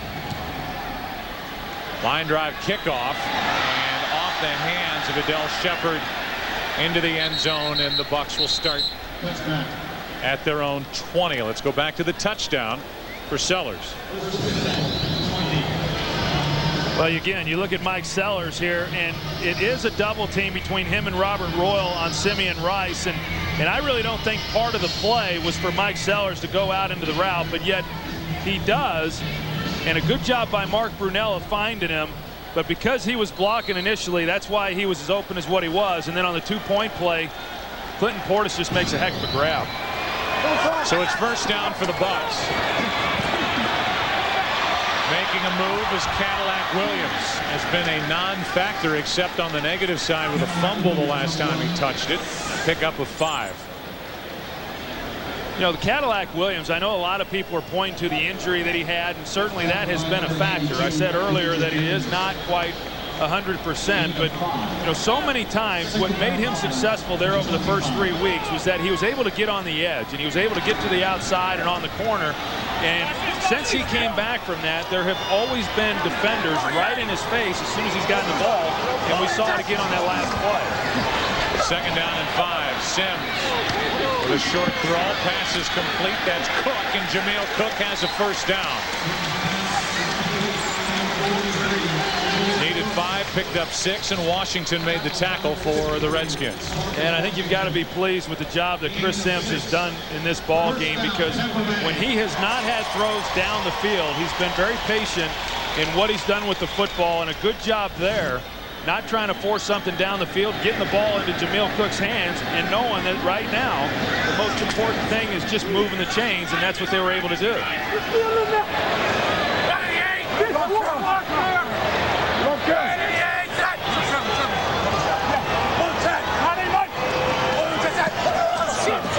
Long snap count. Alstott is brought down in the backfield. Salavea again. Joe Salavea, he's playing with a pretty injured foot. He's not even at 100%, but these last 2 plays that he's been involved in, he's just thrown away John Wade, the center, and gets right by him, and then is able to make the play in the backfield. And Joe Salavea is one of those big, strong, physical guys that once he gets cranked up, I mean, he's a very difficult guy to handle one-on-one. You're going to have to give Wade some help with one of those guards.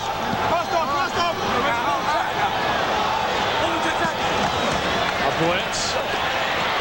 Ball is tipped and nearly picked off, and Salavea had it sitting out in front of him, but he spun his wheels and couldn't get there. Dimitri Evans was the one who got his hands up and tipped it after Sims let it go. Well, we talked about what Washington likes to do as far as bringing pressure, and in Pam Oliver's report after having talked with John Gruden, he said, we expect Washington to start bringing more people, and that's what they did there with the linebackers. And Greg Williams really has not shown a lot of exotic stuff in this ball game like what John Gruden was expecting, and I would think that that'll pick up here shortly. 3rd down and 11. Sims airs it out. Galloway behind the defense through his hands. Galloway got between Bowen and Prelo. Well, they had a shot. They really haven't taken a shot down the field like this all day. And Chris Sims recognizes that once Galloway starts getting vertical, there's very few defenders that can run with him. A difficult catch. Had Chris Sims have gotten the ball more over to the right side of the field, Joey Galloway has an opportunity, but he had to adjust his body to try to make the play, and then he couldn't locate the football.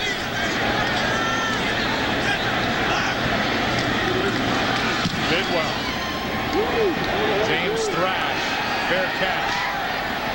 Hauled in just inside the 28. The throw, the near completion. Galloway came up empty, and the Redskins have it back, tied with Tampa Bay. This month, I will rack up a massive cell phone bill talking about absolutely nothing. When my parents open next month's cell phone bill, they will cry. My calls will be monitored like a felon's.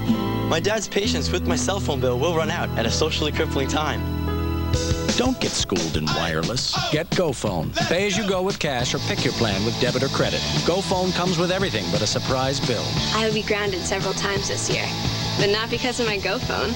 Only from Singular, raising the bar.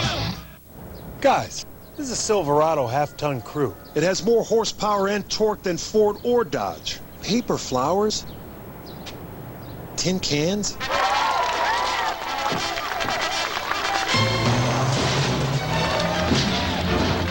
I love weddings. Now get an 06 Silverado half-ton crew cab LS two-wheel drive for a red tag price starting under $22,700 after cash back. See your local Chevy dealer.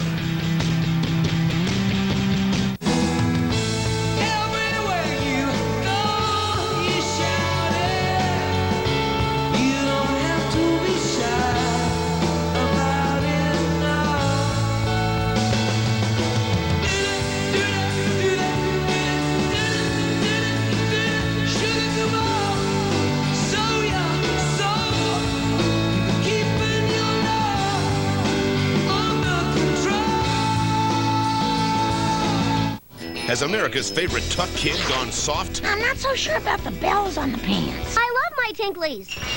An all-new Simpsons. Then, a daughter's wish causes big problems. Brexton plans. I only agreed to clothe you, not turn you into a flotation device. The War at Home. All new episodes start at 8, 7 Central tonight on Fox. All of a sudden, back to even, 21 apiece. And the Redskins start with it at their own 27.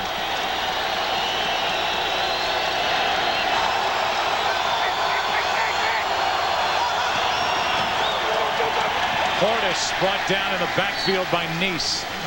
A loss of 2. A recap of today's events. Simeon Rice had an all-world first half.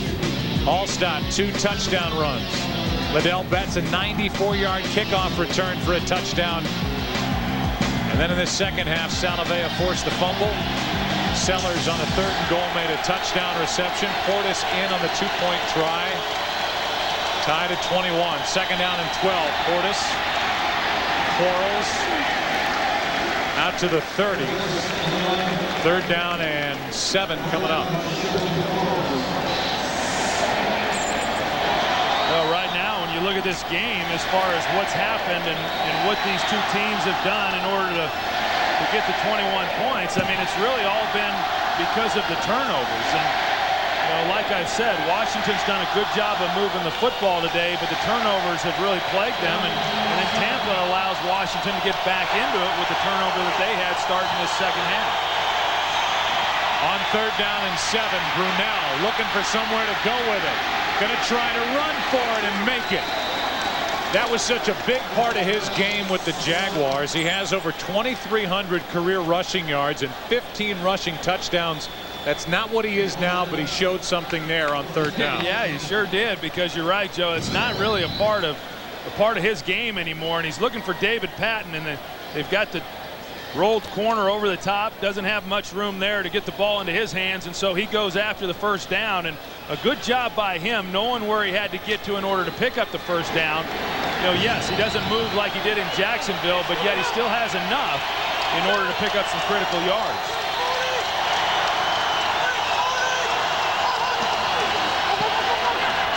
Brunell with all day. Down the middle of the field, Moss hit him in stride. There is a flag down, and this may be coming back. Moss on the reception of 46 yards, but it is coming back. Holding. Offense number 66. 10-yard penalty. Repeat 1st down. Derek Dockery, who had that big fumble recovery last week against Philadelphia on Sunday night. His hold calls the 46-yard completion back. Dockery's your left guard, and this may explain why Brunell had so much time to throw the ball. As you see, once the defender gets the offensive lineman's shoulders turned and he's got a path to the quarterback, the only way that Dockery could keep him from getting the hit was to grab him, and the umpire saw it. It was a good call. 1st and 20.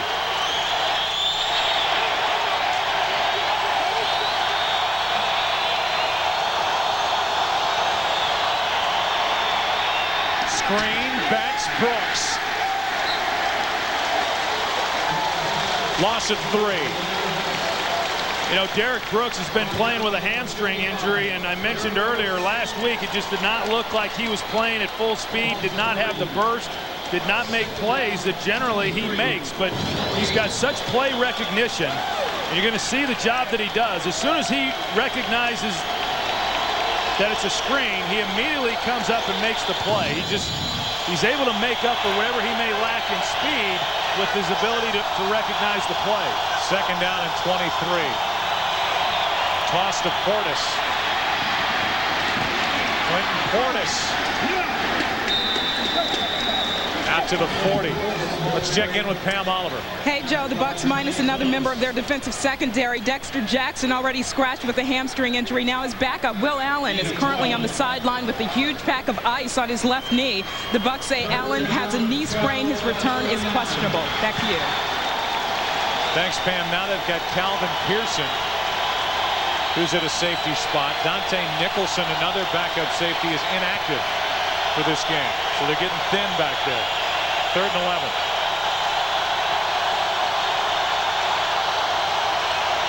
Blitz. Brunell. Moss. What a catch. And a first down for Washington inside the 20.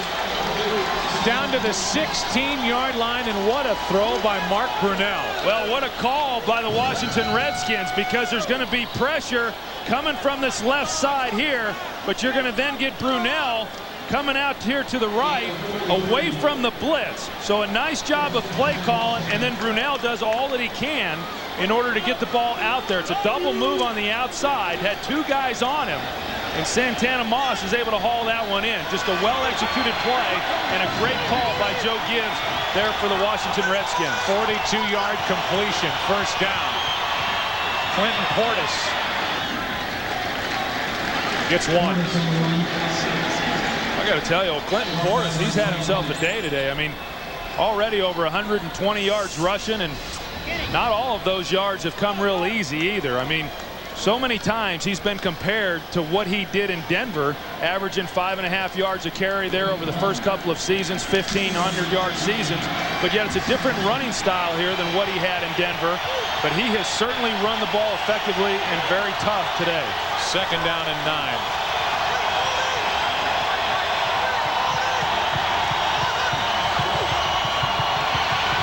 Brunell fires, and the pass is broken up. Sellers, the intended receiver, and it was Jermaine Phillips who broke it up for Tampa Bay. You know, Mike Sellers, you start making a few plays and they start looking for you a little bit more. He lines up at tight end. He's going to run a square in. Washington calls that the 4 route. Jermaine Phillips, the problem with Sellers, because he doesn't run a lot of those deeper routes, he's got to keep moving. When he slows down, he gives Jermaine Phillips an opportunity to come underneath that and make a play. If he keeps running, he had a chance to make the reception himself.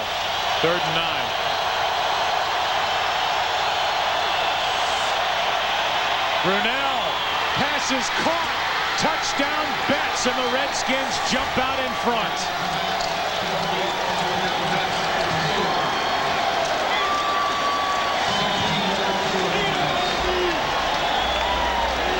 That's one of the staples of this offense for Joe Gibbs. They call it the F post. And you're going to see the job that Liddell Betts coming off the ball. He goes in motion, he comes up and runs that route right there. He's one-on-one, and when you've got the middle of the field open like he did there, the only guy he had to beat was Brooks, and he was able to. 28-21. And now young Chris Sims is called on for the Buccaneers to answer. Answer what? This touchdown catch by Liddell Betts. His first touchdown reception of the season pushed Washington out in front by 7.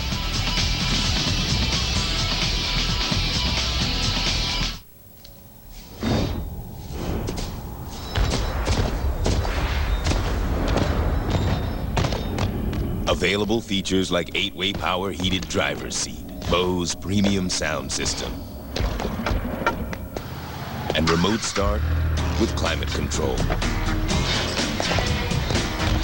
Introducing the all-new Impala. It's a whole new animal. Chevy Impala, an American revolution. 3 pizzas with whatever I want. If I want olive, I can order olive. If I want mushroom, I can order mushroom. If I want pineapple, Buy 3 medium 1-topping pizzas for just $5 each. And for $3 more, make 1 a new Steak Fanatic pizza. It's the 5-5-5 deal.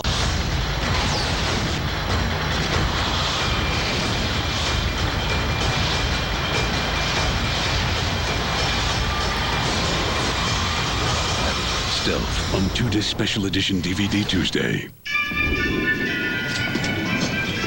Hi there.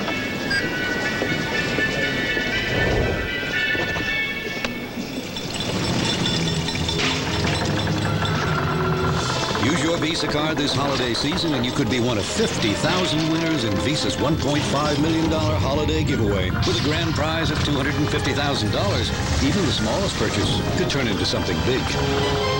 Do you gift wrap? Visa, your card for the holidays. Fox NFL Sunday is sponsored by Chevrolet, an American revolution. By Singular, raising the bar. By new M3 Power from Gillette, feel the power of the world's best shave. And by State Farm, great service, great rates. That's why 40 million drivers trust State Farm. This game is as good as the weather down here. The Redskins have their first lead of this game. They've put up 18 straight points over the last 11 minutes, 21 seconds. And on the return, it's Shepard. Adele Shepard using his speed. He's got plenty of that. Gets knocked down just shy of the 30, and we go back to the touchdown. Betts. Yeah, Tampa Bay, they line up in this cover 2 defense. This is the weakness right here. So if you can get Liddell Betts up here and beat Brooks to the middle, as you can see, there's nobody there then to take him. So the key is, can he beat Brooks? And then look at the throwing lane that's provided for Mark Brunell. Anytime a quarterback can drop back and have that kind of lane and that kind of window to see where it is that he's throwing, he can generally make good throws. And how about for a big bruising back like Liddell Betts to show those hands reaching out over the middle. Hands extended away from his body to haul it in. On first down, Sims fires and the pass incomplete. Pittman, the intended receiver. Troy, on this Thanksgiving Day, you are going to be in Detroit. You going to be with me? I will be there. Michael Vick and the Atlanta Falcons invade Ford Field and take on the Lions, who got a win today. It's an NFL tradition. It all begins with a pregame show at 11:30 a.m. Eastern, 8:30 a.m. Pacific, Thanksgiving Day, right here on Fox.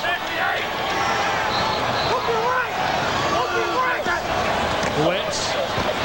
Bucs pick it up, and Sims fires. Pass is caught by Hilliard. And Ike Hilliard is out beyond the 45. Marcus Washington had pressure on Sims, who hung in well. Well, they're starting to bring pressure now up the middle with the linebackers, and that time they were able to get to Chris Sims. What they're going to do is cross him here with the linebackers, and then the offensive line gets confused as to who has who. And as you see, Chris Sims takes a hit at the end, but he hangs in there, and he makes a good throw and a good completion. It was actually Marcus Washington off the edge that was actually able to get to him. Thankfully, Sims didn't injure his knee going down like that. Pittman cuts it back, and the ball comes out. Nope, they're going to say he was down by contact. Down by contact. Tampa Bay will keep the football as Pittman picked up 1 on the carry. I'd say there's some pretty good hitting going on right now down there on the field. Washington has picked it up a notch, and now they're laying the ball on the ground. Tampa Bay is. Fortunate that that one was ruled down. Second down and 9. Greg Williams, the defensive coordinator for Washington, does a great job of getting this team prepared each and every week. That's Michael Pittman at the top of your screen. Sims looked that way, now back to his left and throws it over the head of Hilliard. There wasn't anything there. Walt Harris was bearing down on the former Giant. And I think maybe what happened to him last week on the interception kind of flashed in his mind there a little bit when he saw Walt Harris barreling down and knowing that he shouldn't try to fit that one in. A good job of just throwing it away. And as I said, I've been impressed with the job that Chris Sims has done. I mean, this guy's under an enormous amount of pressure to perform because of the way this team got off to a 4-0 start. And I think he's made good decisions here in this game today. Bucs have lost 3 of their last 4. Trail in this one. Third down and 9. Sims hangs in, has a receiver, pass is caught. Adele Shepard. And Shepard is down inside the 10 to the 7. I'll tell you what, Joe, Washington, again, they decided to bring some pressure, and when you do that, you're going to have some one-on-one matchups outside. They give him just enough time in order to get the ball off, and Adele Shepard, who's the 3rd receiver because Michael Clayton is down, nobody really knew what to expect of him today. He has great speed. He runs a good double move, and Chris Sims lays the ball out for him in well-executed play.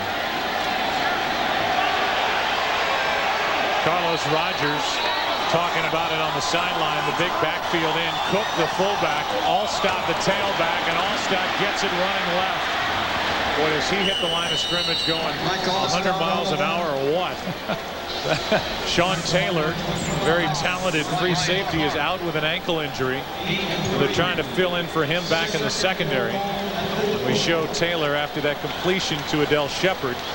It's 2nd and goal for the Bucs. You talk about Mike Alstott. I mean, I mentioned earlier the neck surgery that he had, and Daryl Johnston, a fullback teammate of mine, he had a similar surgery, and he tried to come back and play and couldn't. Not only is Mike Alstott playing, but he's still ramming it up in there with his headgear first. Pittman is lined up to the bottom of your screen.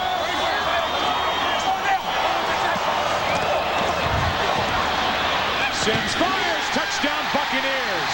Hilliard.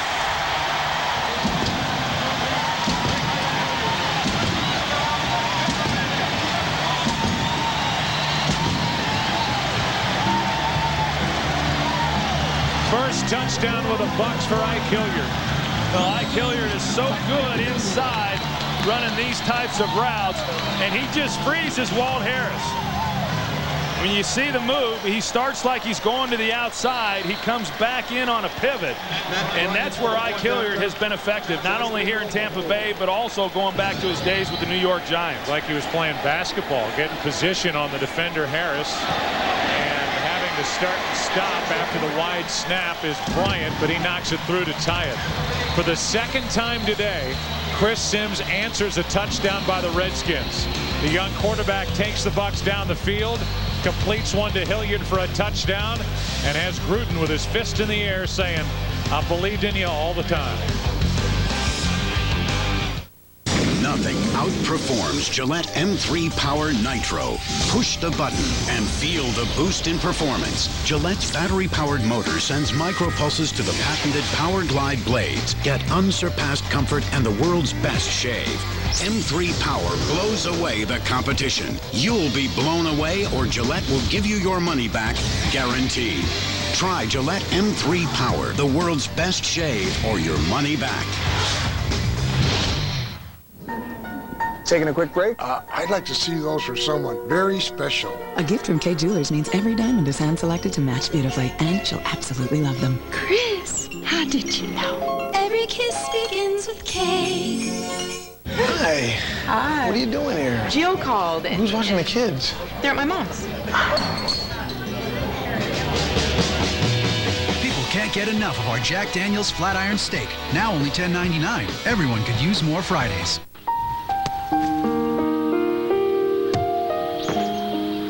John Elway is a lonely guy. But when you vote for your Pro Bowl picks on your phone with Sprint service, No new messages. you and 3 friends could win a trip to Hawaii for the 2006 Pro Bowl. And keep John company. But hurry, John's waiting. Text PRO to 46635 to vote today, or go to NFL.com and check out exclusive NFL content with Sprint. Sprint, yes you can. War of the Worlds is the must-own DVD of the year, starring Tom Cruise in a Steven Spielberg film. War of the Worlds. Buy it on DVD November 22nd. Adele Shepard caught a long pass from Chris Sims and eventually set up the touchdown to Ike Hilliard. Shepard caught a 46-yard pass from Chris Sims, and then Hilliard, like he was getting position on a defender, going up for a rebound, working against Walt Harris, was in for the touchdown on a completion from Chris Sims. Crossing the 20 and knocked down at the 24 is Liddell Betts, and let's check in with Pam Oliver. Hey, Joe, now we'll see if that Tampa D can hold. I'll tell you what, Monty Kiffin gathered up that group after that last Redskins touchdown. He reminded them of the need to be resilient. He said that was one jacked up drive, but keep on playing your tails off. They broke it up, that huddle, Joe, to the refrain of stay together. Back to you. Let's see what they do. Kiffin, who's a very quiet man and soft-spoken, screaming at that defense, trying to get them to play like the #1 rated defense they are coming into this game. 28-28.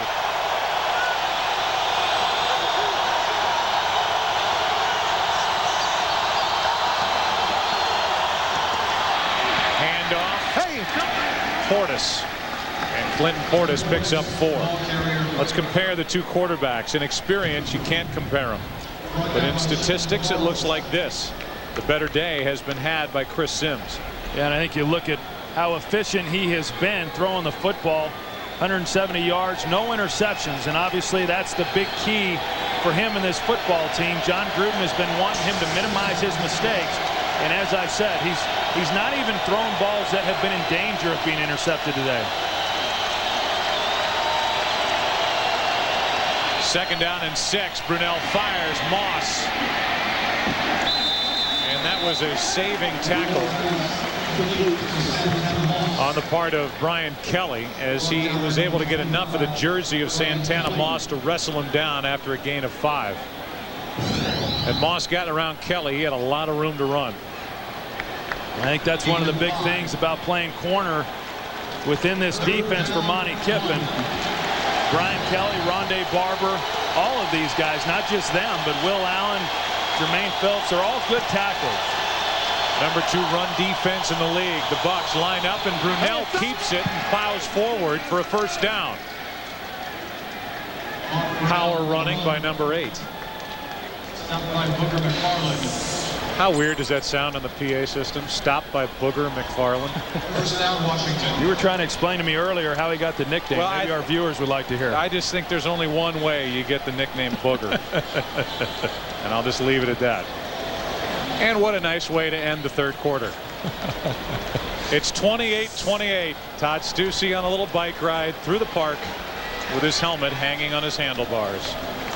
It's a first down for the Redskins. The ball at their own 35. 28-28.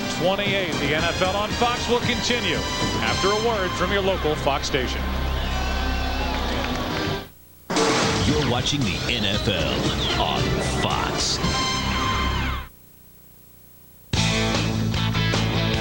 The Ridgeline, a pickup that has a hidden trunk and a flat-out comfortable ride. The Pilot, an SUV with disappearing third-row seats and a 6-disc CD player. The CR-V, a vehicle with available real-time four-wheel drive. And the Element, it won't conform, but reconfigures itself in 64 different ways. Honda trucks, packed with good ideas.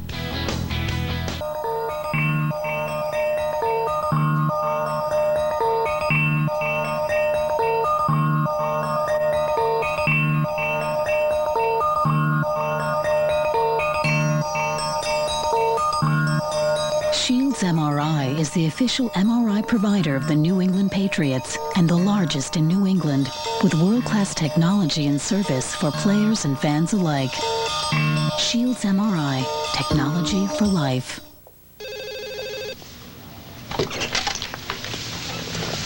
What do you got there, sir? Vanilla Spice. It's one of those new flavored coffees from Dunkin' Donuts. That's a change for you. Yeah. Woke up in the mood to try something a little different today. I see. The new flavored coffees from Dunkin' Donuts. Try one in toasted almond or vanilla spice. Dunkin' Donuts. Bring yourself back. Now get a box of Joe. That's 10 cups of coffee for just $9.99. It's a great Dunkin' deal. College Planning 101. All this week on Fox 25 Morning News.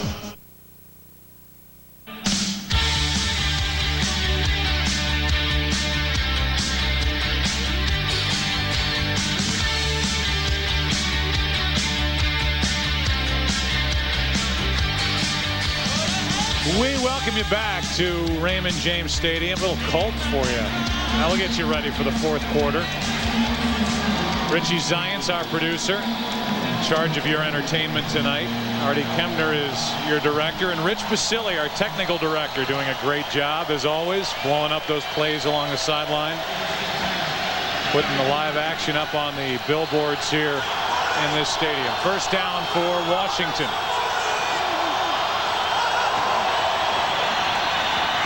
Pump fake by Brunell over the middle. It's Royal, the tight end, and that's Brooks on his back. Gain of 1. Well, both of these defenses here in the second half, they've really picked it up in terms of bringing pressure. Washington, certainly when Tampa Bay had the ball, we've seen them bring pressure, and Tampa Bay being able to take advantage of it on that last possession. And then even on this last play, Tampa Bay now starting to bring some linebackers, and that's why Mark Brunell was flushed out a little bit. But You know, this game, I think both of these defenses realize that it's going to come down to them here in this fourth quarter.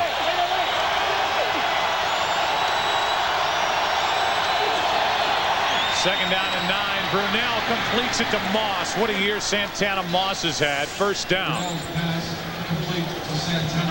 If there were any questions about the effort that this guy was going to give coming in, you can forget about it, because Moss has been one of the best across the league all year. Well, he really has, and I mean, he runs just such good routes, especially for a guy with that kind of speed. I mean, he's very definitive on when he's making his cuts and his breaks, and Mark Brunell just has a great chemistry with him and knowing where he's going to be, and that's why they've been able to connect the way they have throughout this first half.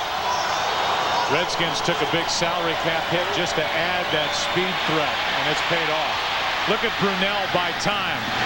Quentin Portis makes the catch, and Rondé Barber makes the tackle. A gain on the play of 4. If you talk to Monty Kiffin and Rod Marinelli, the defensive line coach for the Bucs, they say Brunell, while he doesn't have that great speed anymore, has done a great job of stepping up into the pocket and buying time to find open receivers. No, he can slide around and does a heck of a job of just avoiding the rush and getting throws off. I talked earlier about the job that this offense has done as far as clearing some things up for Mark Brunell and these receivers, and why they've been more effective throwing the football this season. Second down and 6. That's Betts. What a hit by Phillips. The safety came up and put his shoulder into the ball, and Betts, and a gain of only 2. And one of the guys who's been responsible for kind of cleaning things up offensively has been Bill Musgrave, and this is his first year as the quarterback coach. He was the offensive coordinator for the Jacksonville Jaguars over the previous couple of seasons, and his philosophy is very much different from that of Joe Gibbs and that coaching staff. He's more along the lines of the West Coast. He played in San Francisco, coached under George Seifert, and so he's been able to bring some of those experiences and really clean some things up here with this team. Third down and 4. Out of the shotgun. Brunell, Cooley. That's a first down. Brunell backpedaling as he threw it, and Cooley makes a first down catch, good for 6. And Chris Cooley, he's just one of those guys who seems to make a play whenever you need one. And I know Mark Brunell has tremendous confidence in him in that he knows where he's going to be, and whenever he gets into any kind of trouble, Chris Cooley is generally the guy that he starts looking for. We remember last week's game against Philadelphia, the job that he did moving the chains. Well, he just was able to do it on that last play too. Redskins traded up with New Orleans to be able to draft Cooley. Last year as a rookie, had 6 touchdowns. Brunell throws, and he was smacked. Spires came in, Patton the intended receiver, and it's 2nd and 10.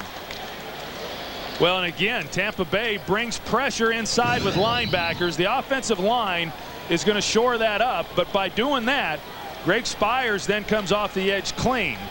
And that's why Mark Brunell knew he had to get rid of the football, and he does. But because he had to get rid of it before he wanted to, they weren't able to get the completion. 2nd down and 10.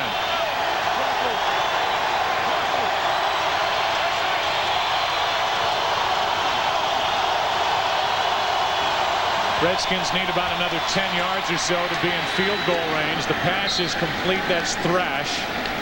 Phillips on the stop, a gain of only 2.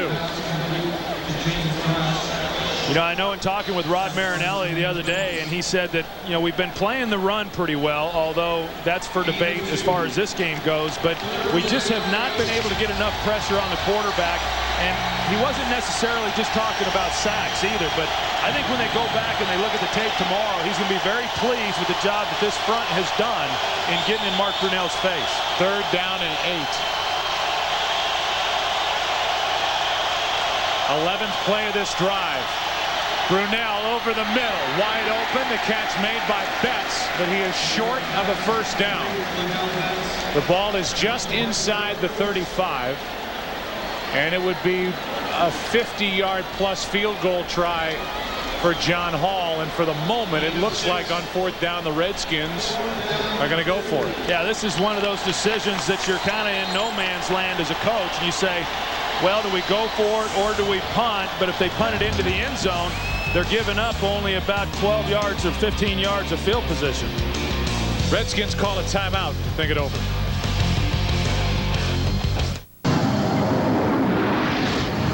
When we built the new Explorer, we gave it innovations like a more powerful engine that uses less fuel. Then, we set out to break the sound barrier. The 2006 Explorer, the most powerful one yet.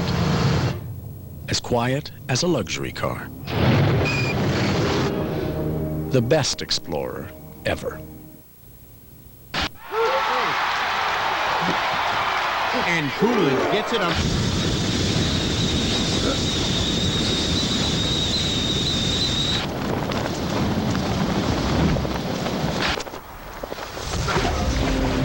DLP picture technology is here. HD TV that's so razor sharp and lifelike, you're there. Be sure your next TV has DLP technology from Texas Instruments. It doesn't get any more real than this. It's a fact. The more we learn about how to take care of ourselves and our families, the longer and healthier our lives become. That's why more people turn to WebMD than any other health information source. It's a place where people find answers to health questions with an ease never before possible, where doctors discover new and better ways to care for their patients. A place where everyone can finally forge a link between better information and better health. WebMD.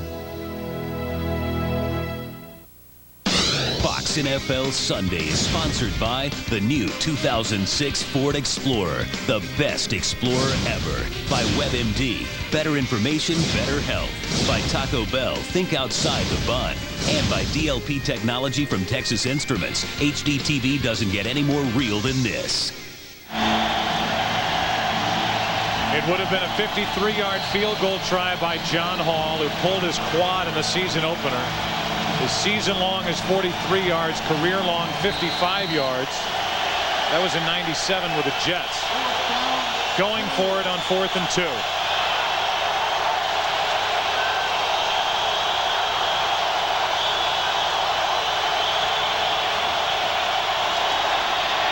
Cooley.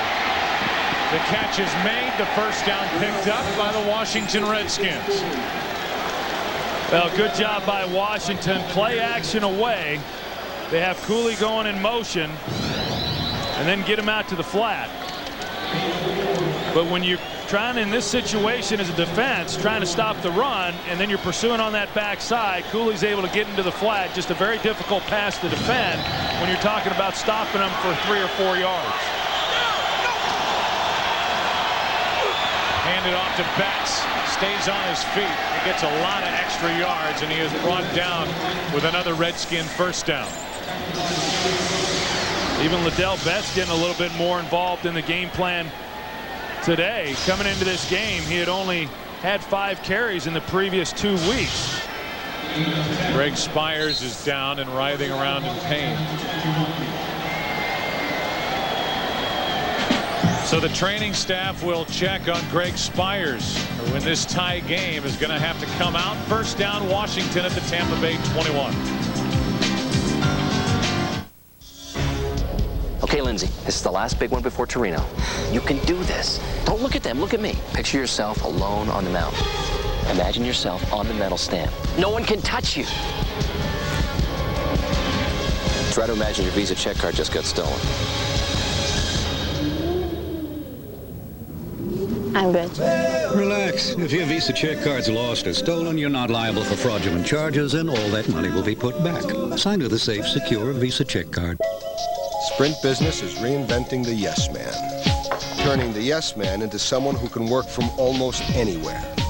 And now that Sprint and Nextel have come together, you can work in and out of the office more efficiently, the way 96% of the Fortune 1000 already do. So if saying yes from just about anywhere with speed and confidence makes me a yes man, I'm a yes man. With Sprint Business, you can make just about any place a workplace.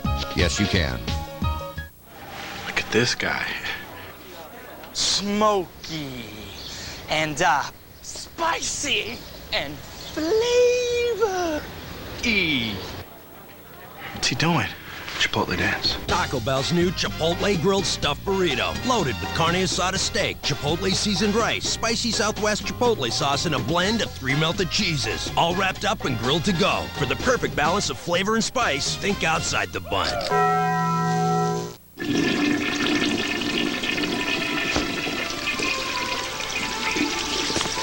This is life. This is Life and Drive. Chris Sims has done his part, but right now it's the Washington Redskins again proving that they can move the ball on the league's #1 ranked defense. 333 total yards of offense. 13-play drive covering 55 yards as the Redskins try to regain the lead. First down.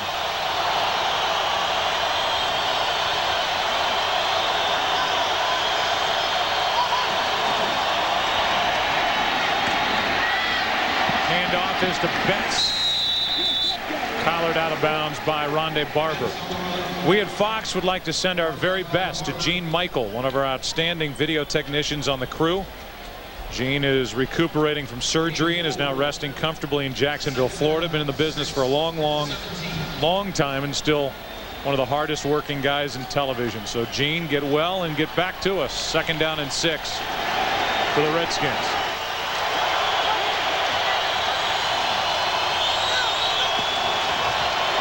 Betts try the right side, now cut it back up the middle. And right through the heart of this Buccaneer defense, takes it down to the 8. Phillips on the stop after a run of 9 yards. Well, and a good job here by this offensive line. They start blocking everybody down, and then you're going to see Liddell Betts. He's going to see the lane right back here, and that's where the cutback lane is. And Chris Samuels, because he's blocking his guy as well, that's what allows Liddell Betts to be able to pick up some critical yards. Portis now back in the game. At least a 16-play drive. 1st and goal. Portis bouncing it to the outside and in for the touchdown for Washington.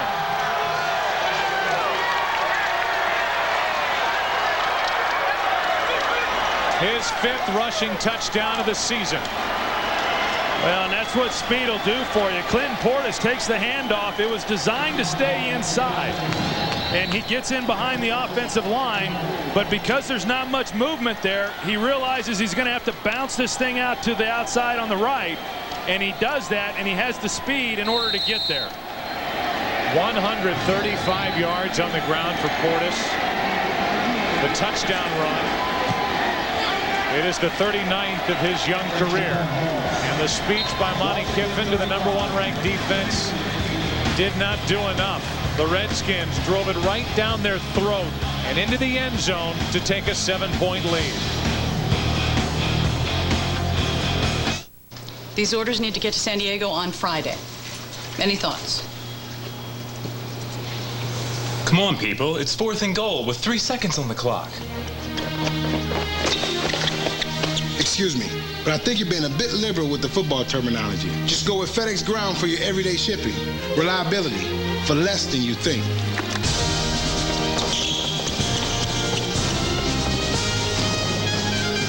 FedEx Ground. Reliability for less than you think. It's the strongest, most innovative full-size pickup, and the only one to earn both government 5-star and IIHS Best Pick Front Crash ratings.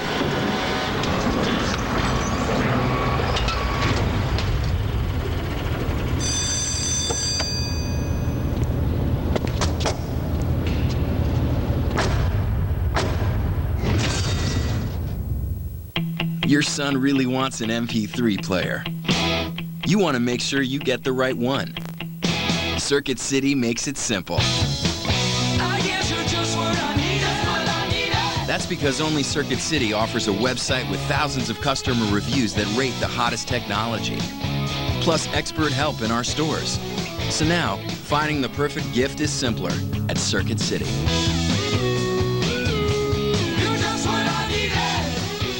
Two moms trade families in a switch with a shocking twist. My new mom's really hot. Trading spouses. Meet your new mommy. All new at 9, 8 Central, Fox, Wednesday. Fox NFL Sunday, sponsored by FedEx Express. International shipping made easy.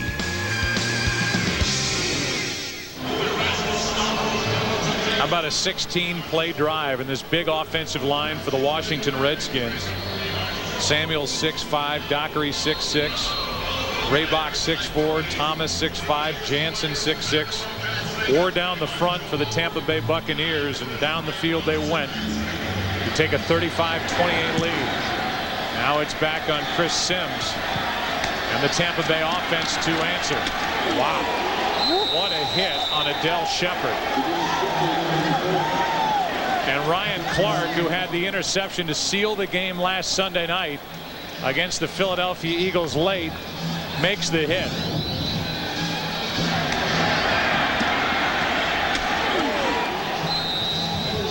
You know, when Ryan Clark, he's not the biggest guy in the world, but when Ryan Clark was with the Giants, he didn't get to play much, and they said the reason was they weren't certain that he could tackle. And I think he's proven that he can tackle since he came here to Washington. If there were still any doubters, I think he just proved it on that last play. He played safety last year at 175 pounds. As I mentioned, that big interception last week. Pass is complete to Joey Galloway, and that's good for 3. Fox's football coverage will not end. It will not end when the games are over. Afterwards, stick around for the OT.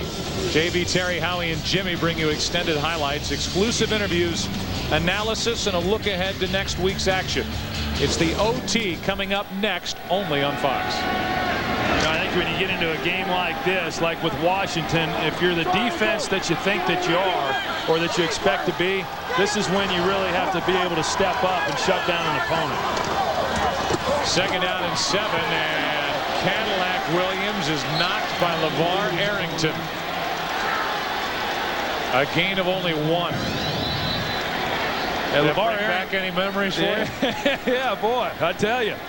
You know, LeVar Arrington, he is one of those guys that can create plays. I mean, he's a great playmaker. He's got great speed, and I know that this team is happy to have him back on the field. But according to Greg Williams, this year he has had to learn how to be a pro. You can bet he's learned. Otherwise, Greg Williams wouldn't have him on the field right now. 3rd down and 6.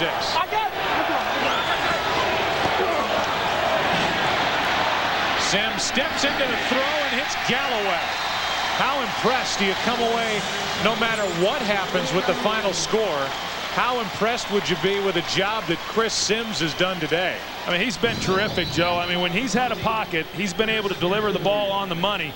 They roll to Joey Galloway, but because of the speed, the safety, Pearson Prelo, he cannot drive on the ball because he's so worried about Joey Galloway running by him.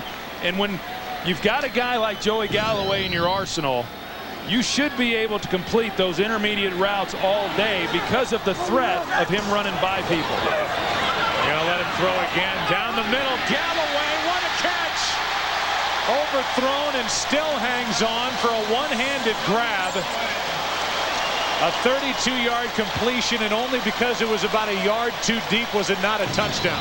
Yeah, and as soon as you start thinking that they're going to run the intermediate routes, and then you just send him on a go route, and Chris Sims get the ball in his hands. But what a heck of a catch by Joey Galloway. If he's able to get the ball in his hands in stride, this is an easy touchdown. But how Galloway is able to run down the middle with no safety looking for him is really hard to believe, because this guy's been making these types of plays all season long. What a tremendous catch by Galloway in his 11th year. 6 catches on the day, back to the ground, and Cadillac Williams lowers his head twice. Brought down by Clark, a gain of 6, and let's go for a game break. Here's JB. Hey, Joe Buck, the Carolina Panthers, 6 straight victory today. This one over the New York Jets. Big contributions by the defense, including Will Witherspoon, a 35-yard pick for a return for a score.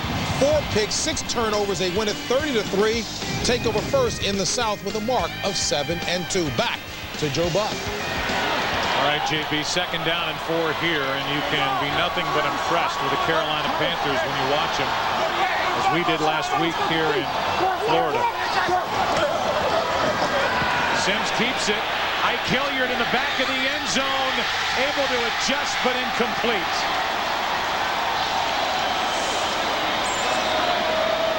Pearson Prelo was defending for the Redskins and may have gotten a hand on it. Yeah, that was close. I mean, they bring Chris Sims out, but it looked like Chris threw this ball awfully flat, and there was a chance there with Walt Harris to get a hand on the ball, but Ike Hilliard going to the corner. Oh, yeah, he did. It was Walt Harris who got his hands on it, and still Hilliard had a shot at it but couldn't bring it in. 3rd down and 4.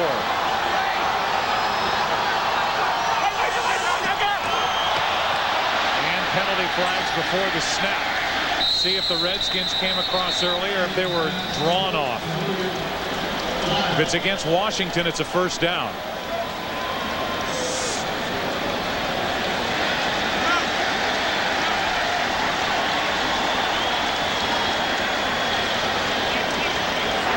Offside. Defense number 52. 5-yard penalty. Result, a 1st down. And you got to like Chris Sims managing the game in that situation. 3rd and 5, and you come up and you use hard count to try to get a free play and pick up the 1st down, and it's well executed, and they draw him off. Marcus Washington, who is playing great. He's a strong side linebacker for the Redskins, came across. 4.5 to go. Another blitz. Hand of Pittman. Pittman gets it down to the 7. I'll tell you, you got to be pleased with what Tampa Bay's done. I mean, all of a sudden they fall behind 7 points, and then they take this possession and they move right down the field as well and put themselves in a position to tie this game up. Yeah, this could be the 3rd time in the game that this offense for John Gruden, with Chris Sims pulling the strings, would answer a Washington Redskins score. 2nd and goal. Sims needs a timeout. Well, you hate to have to burn a timeout down here in a game like this. You're going to need all you can get. Tampa Bay is left with only 1. 2nd and goal when we come back. We love pillaging this time of year. But with so many people switching to Capital One, we've had to find new jobs.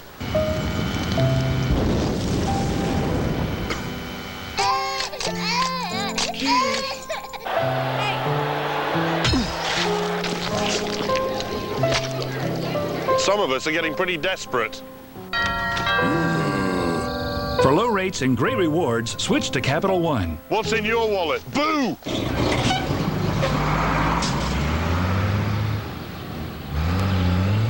This is life. This is Life and Drive. Be powerful. Be focused. Be committed. Be daring. In other words, be extraordinary. E-Trade Financial, with our state-of-the-art platform for long-term investors. At E-Trade Financial, we keep challenging the ordinary to help investors be extraordinary. Michael Schofield went into prison. I didn't kill that man, Michael. The evidence says you did. I swear to you, Michael. To break his brother out. I'm getting you out of here. It's impossible. Not if you design the place, it isn't. Now, tomorrow. I just want to get Lincoln off death row. The conspiracy is closing in. They're coming after my family, Michael. No one's going anywhere. Come on, we're getting out of here. And freedom is closer than ever. If I want in, I'll have 18 minutes to get over the wall. If you've ever seen Prison Break, this is the episode you've been waiting for. Say goodbye to Junior. Prison Break, a special encore followed by an all-new episode tomorrow on Fox. Viewer discretion advised. 3:53 remaining. 2nd down and goal. Where would you go if you were Chris Sims? Well, I certainly know that Chris Sims, I mean, his go-to guy is Joey Galloway, but I'm not so sure that you don't try to get the ball into Alex Smith's hands here. He hasn't had a catch yet today.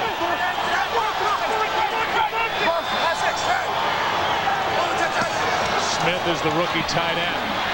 Sims fires and the pass broken up. Harris over the back of Hilliard. No flag. That brings up 3rd and goal. Pretty good coverage there by Walt Harris. A lot of the people here in the stands were wanting a pass interference call. He was going to have to go through the back of Ike Hilliard, but he was able to get his hand over the top and knock that one down. And Chris Sims put it about the only place that he could to give him a shot. You're going to see Ike Hilliard running the pivot back to the inside this time. A good play by Walt Harris. Well, you've got 3 minutes 48 seconds left. You have only one timeout as a team. You're down by 7. There's Galloway at the bottom of your screen. And flags and whistles. This is going to cost Tampa Bay 5 yards.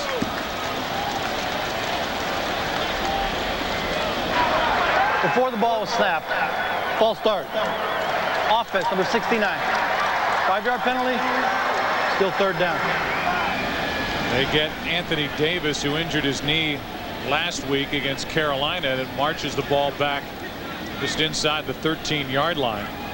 Starting to say that you're kind of in that area now with the clock and only one timeout remaining, where it may be time to just try to cram it into the end zone no matter what. Well, 3rd and 7, they had a chance to maybe think about that. A lot of it depends on what happens on this play. 3rd down and goal. Sims steps up. Pittman didn't see it. Neither Pittman nor Washington was out there defending, acted like they even saw the ball. Yeah, no, Michael Pittman never saw the ball coming. I think he knew the ball had been thrown in his direction. He's running what you call a wheel route, and he's on a linebacker in Marcus Washington, but neither Michael Pittman nor Marcus Washington knew where the ball was. And I think John Gruden is yelling at Chris Sims because he was mad at the decision that he made to throw it to Michael Pittman. They had a crossing route, and I think that's where John Gruden was wanting the ball to go. So now 4th and goal, they'll go for it.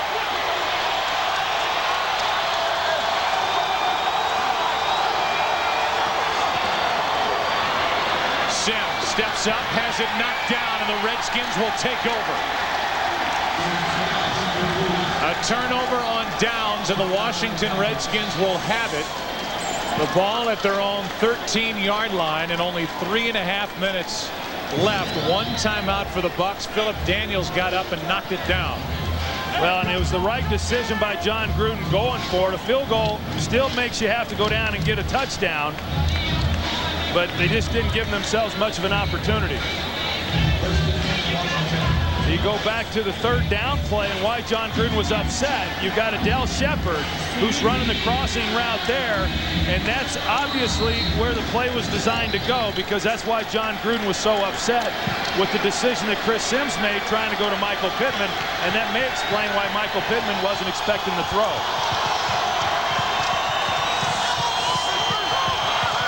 The Redskins have had no trouble running the ball today. Clinton Portis drags Neese and Quarles, picks up 6. You know, now when you're talking about under 3.5 minutes to go, this defense has given up a lot of points here today. But if there was ever a time where they needed to be able to force a 3 and out, and this defense coming into the game was one of the best in the National Football League at doing that, certainly they need to do it here and give the ball back to their offense, which is much time on the clock as possible. Yeah, they can't afford, with only one timeout left, to give up a 1st down. Season high against this Bucs defense put up by the Redskins. Portis to the 20. He's 2 yards shy of a 1st down, and now the Bucs will spend their final timeout with 2 minutes 44 seconds left. So we will take a break. A big 3rd down and 2 coming up for the Redskins on the other side, leading by 7. Hey Teddy, I hate to bother you. Do something about mailing to Peyton, P-E-Y. Groceries, $41. That's awesome, man. Charlie! Oil change, $25. You're good too. Decaf! Lunch, Decaf! $12. Great shift today, guys. Nice salad bar. Your favorite players. Yes. Priceless. Yes. Yes! There are some things money can't buy. For everything else, there's MasterCard. You signed the bread to my little brother. He loves you. Well, this Tampa Bay defense will try to get the ball back to their offense by making a stop here on 3rd and 2. first down, in essence, would end the game. And I wouldn't at all be surprised, Joe, to see them come out and run the play that they ran earlier in the game off the play action, maybe coming back to Cooley. Chris Cooley right here. Tight formation on 3rd and 2. 6 for 7 on 3rd down this second half. And Portis did not get it. You see the line judge coming in. They're going to mark Portis a yard shy of a first down. It's 4th and 1. Yeah, it's such a tough decision that a coach has to make. Do we run the ball against a team without any timeouts, and hopefully we can pick up the first down and take time off the clock?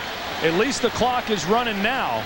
Or do you try to pick it up by throwing the football? 3rd and a long 3 is hard to pick it up when you're running the football in this league. That last play will take us to the 2-minute warning, and a punt will be the first play with 2 minutes to go here at Raymond James Stadium. A punt coming. Bucs will get it back. They're trailing by 7. Fox NFL Sunday is sponsored by UPS. What can Brown do for you?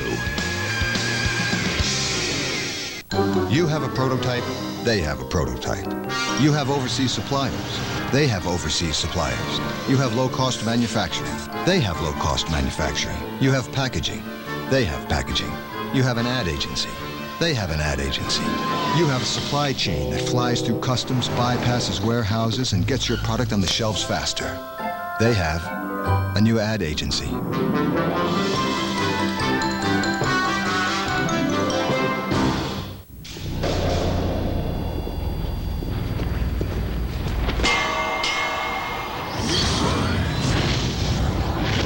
The front and rear pillars of the F-150 are insulated with an innovative heat-activated foam to reduce noise, making it as quiet as a luxury vehicle. A luxury vehicle that can tow 9,900 pounds.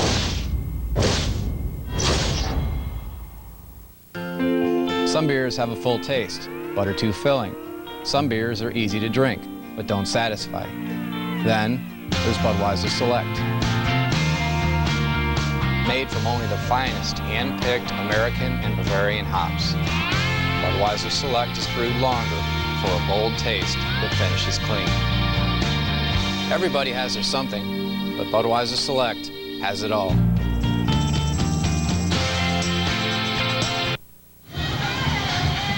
Chris Sims just got the Buccaneer offense down inside the 10. But the Tampa Bay offense turned it over on downs. The OT is coming up right after this game, so a recap of this Week 10 action, a look ahead to next week. Here's Derek Frost, who the Redskins picked up after they released Andy Groom after Week 3. Tom Tuchel went on IR in August, and Frost gets away an ugly punt. And it's picked up by Mark Jones after a 38-yard punt. Great field position for the Tampa Bay offense outside their own 45-yard line.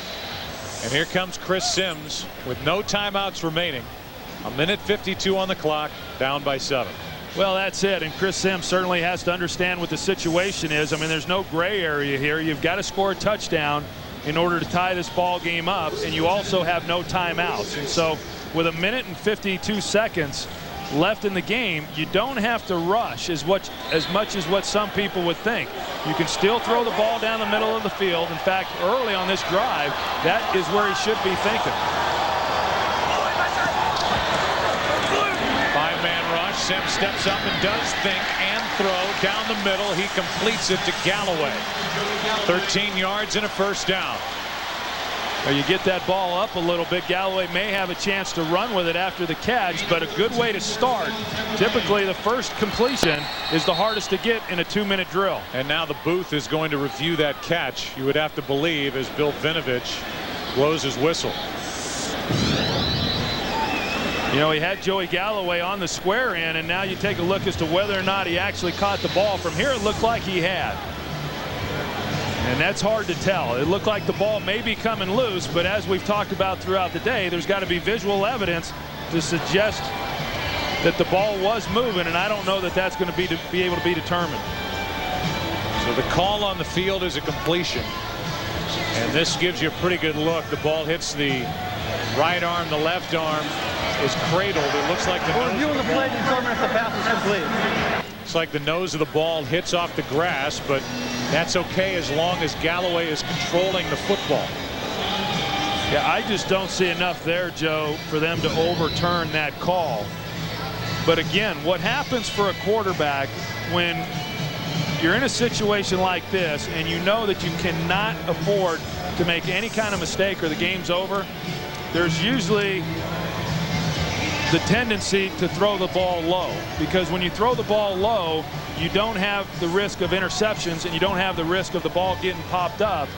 And I would have to believe that that's why the ball went low on Joey Galloway from Chris Sims. A couple of things you can see Gruden ask, and after the call is made by Bill Vinovich, they'll restart the game clock. So he's telling Sims to get his offense up at the line to be ready to snap the ball. The other is, remember Burt Emanuel with that catch that he made in the NFC Championship game for the Buccaneers, ironically enough, in St. Louis in '99, where he had control. The ball hit off the turf. They said no catch. They changed that rule. If you have control of the ball and it doesn't move after it hits the turf or the grass, then it's ruled a catch. And I don't know if there's enough there to say that the ball definitively moved after it was somewhat controlled by Galloway. Yeah, I would agree, and I also would not hold my offensive line at the line of scrimmage the way that Chris Sims is. He knows that the official is under the hood, and what he should do is huddle these guys up and talk to them and make sure they understand what it is that they're going to try to do here over this play and the next play. But when you just have guys standing around the way that Tampa Bay is right now, I don't think that that's a positive thing for this offensive group.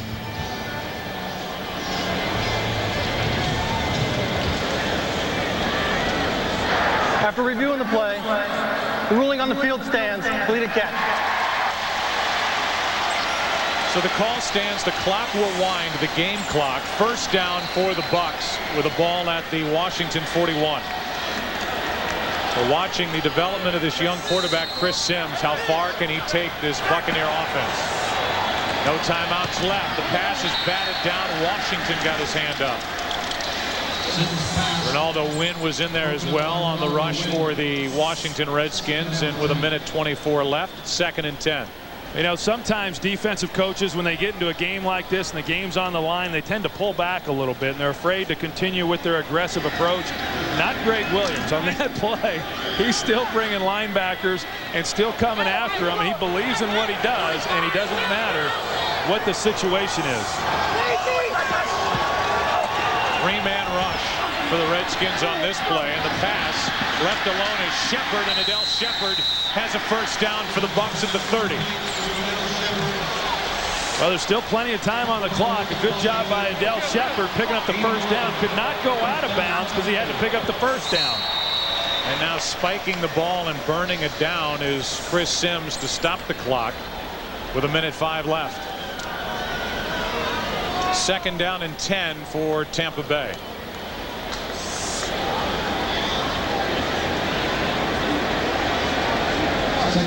We'd like to welcome those of you watching other games in this Week 10. It's been a good one here in Tampa Bay. 35-28. Good second half. Exciting. 1.18 straight points put up by the Redskins. They lead by 7. The Bucs with a 2nd and 10. No timeouts left. Trying to go down and tie it. This is Shepard. Adele Shepard. Touchdown.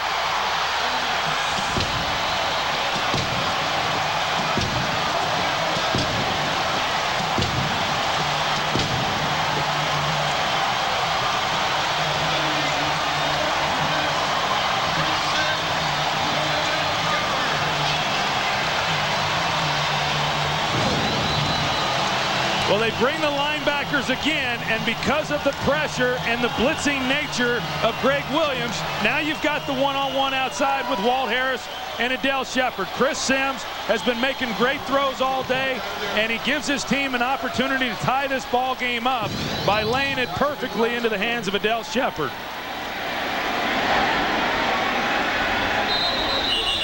And now movement might back up Matt Bryant as he attempts to tie it. See who this is against.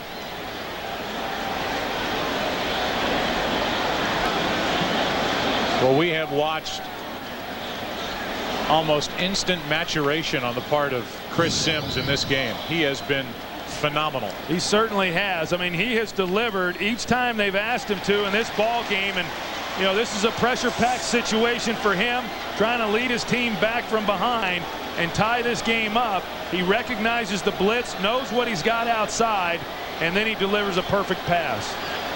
There was an offside on that extra point attempt.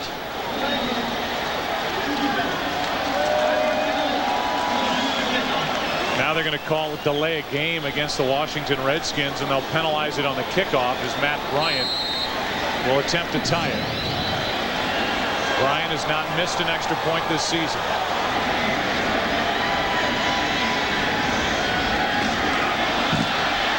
And there are flags. It looked like Washington came across early. They blocked the extra point, but let's see if they came across too soon. Yeah, I think they absolutely did, Joe.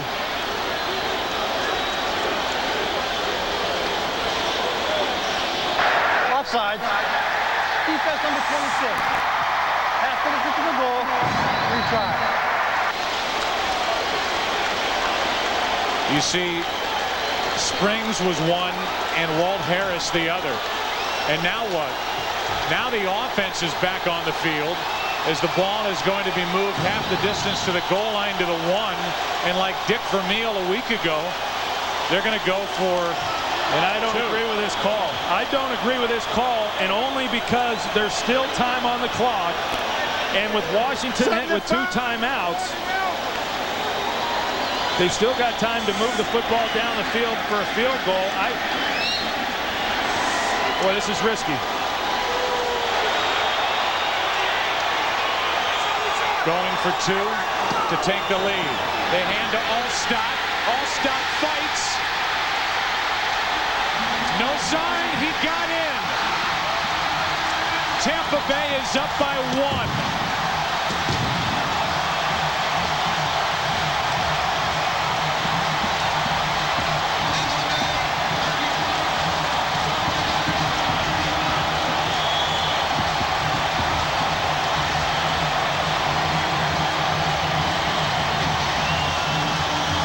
If that doesn't make your heart pound, what will?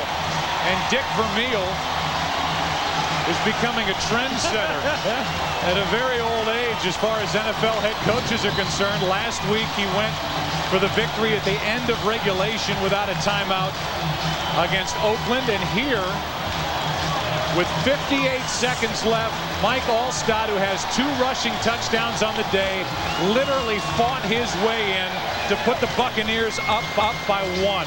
And I think you got to give it all to Mike Alstott. He got contact well short of the goal line, but as we've seen throughout his entire career, he just is able to will himself into the end zone and move people and move bodies. Great job by Mike Alstott getting it in. They may look at this again. Right now, it's the Washington sideline going crazy over there saying that Alstott did not get in. They are still looking at this play. And there is a look right down the goal line. And by the time Alstott's back comes down on the grass, according to the head linesman, he had crossed the plane of the goal line.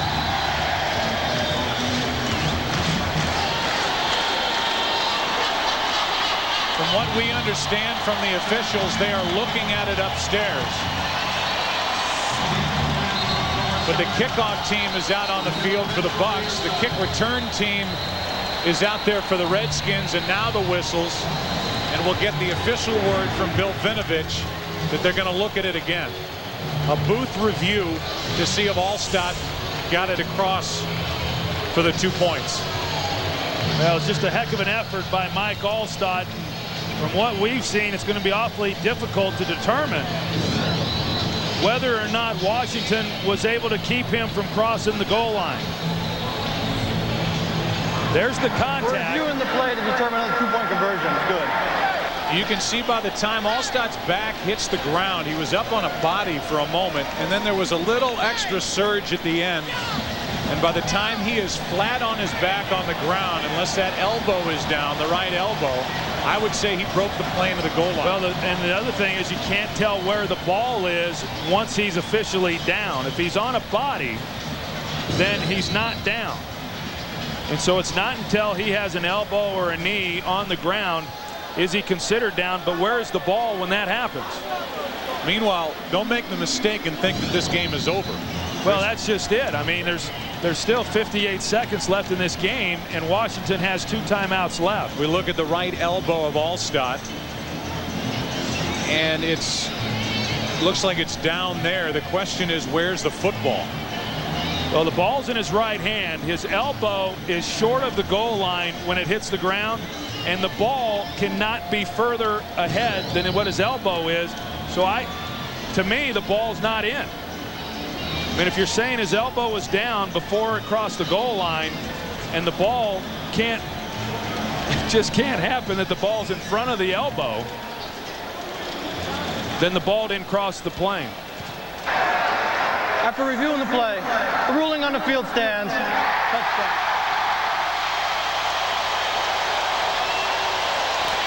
So even though they said touchdown, in for the 2-point conversion is Alstott, and it is officially a 1-point lead. But again, 58 seconds remain, and the Redskins have 2 timeouts left. And I'll say it again, no matter what happens with the final score of this game, Chris Sims has taken a quantum leap forward in his young NFL career. He wasn't bothered by the criticism. He tuned it out. He did his work. He got prepared, and he just got his team down the field into the end zone, and then the 2-point conversion to take the lead. Got to be pretty happy for him and pleased with the way he's handled everything coming up into this game. Bryant kicks it away, and Betts will take a knee. The recap of this second half. An early fumble by Cadillac Williams forced by Salavea. It led to the touchdown throw to Sellers, and then Portis went in for 2 points. Liddell Betts with a touchdown catch. Clinton Portis bounced it to the edge and got it in. But the answer came on the completion to Adele Shepard. And then, after an offside call from the 1, taking it in, Alstott to put Tampa Bay up by 1. You know, we came into this game expecting a defensive battle, Joe. It's been anything but that. Now the #1 defense of the Tampa Bay Buccaneers goes to work. Brunell buys time. What a play. Hits Cooley. And Chris Cooley is to the 40 and beyond, fighting out to the 44-yard line. And Washington will spend one of their 2 remaining timeouts. And Cooley looks like he's got a little bit of a hamstring problem, going over to the sideline, shooken up. I tell you, Mark Brunell does a heck of a job just avoiding the rush and sliding to his right and then throwing away from his body and getting it into Chris Cooley's hands. First down at their own 44.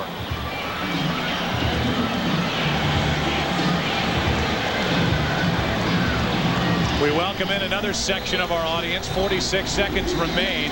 It's almost impossible to tell you what's transpired over the last 10 minutes. The Redskins regained a lead after turning the ball over on downs. The defense got the ball back for the offense. Chris Sims took them down into the end zone. A touchdown throw to Adele Shepard. For Shepard, his first touchdown of the year, and then the 2-point conversion tried to go up by 1 for the Bucs. Now Brunell with all day down the middle of the field, incomplete for Liddell Betts. And if he's able to get the ball into Liddell Betts' hands, they're immediately then in field goal range. Mark Brunell knows that he's got 1 timeout left. He wants to be able to save that for the field goal team if they're able to get into position. But with that ball, if he just had a little bit more on it, Liddell Betts able to make that grab. That put them on the 30-yard line. Second down and 10, 40 seconds left. 1 timeout.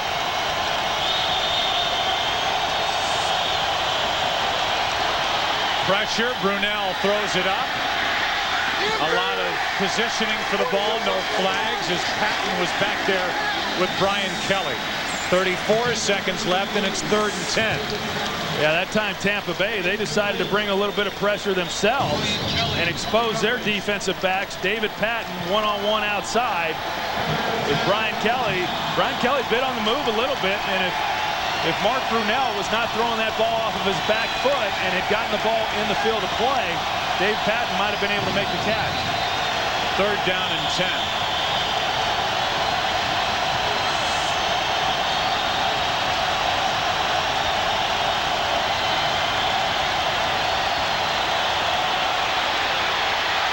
Brunell fires, throws it away. It's 4th and 10. Pressure by White and Rice. 4th down, 28 seconds left. Atlanta lost today. The Tampa Bay Buccaneers came into this game having lost 3 of their last 4.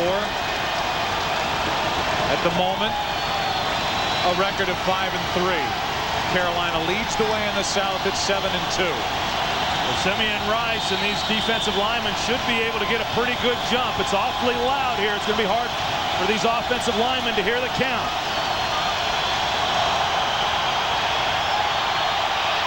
On 4th down, Brunell forced to try and run it. The defense tightens up, and the Bucs take over.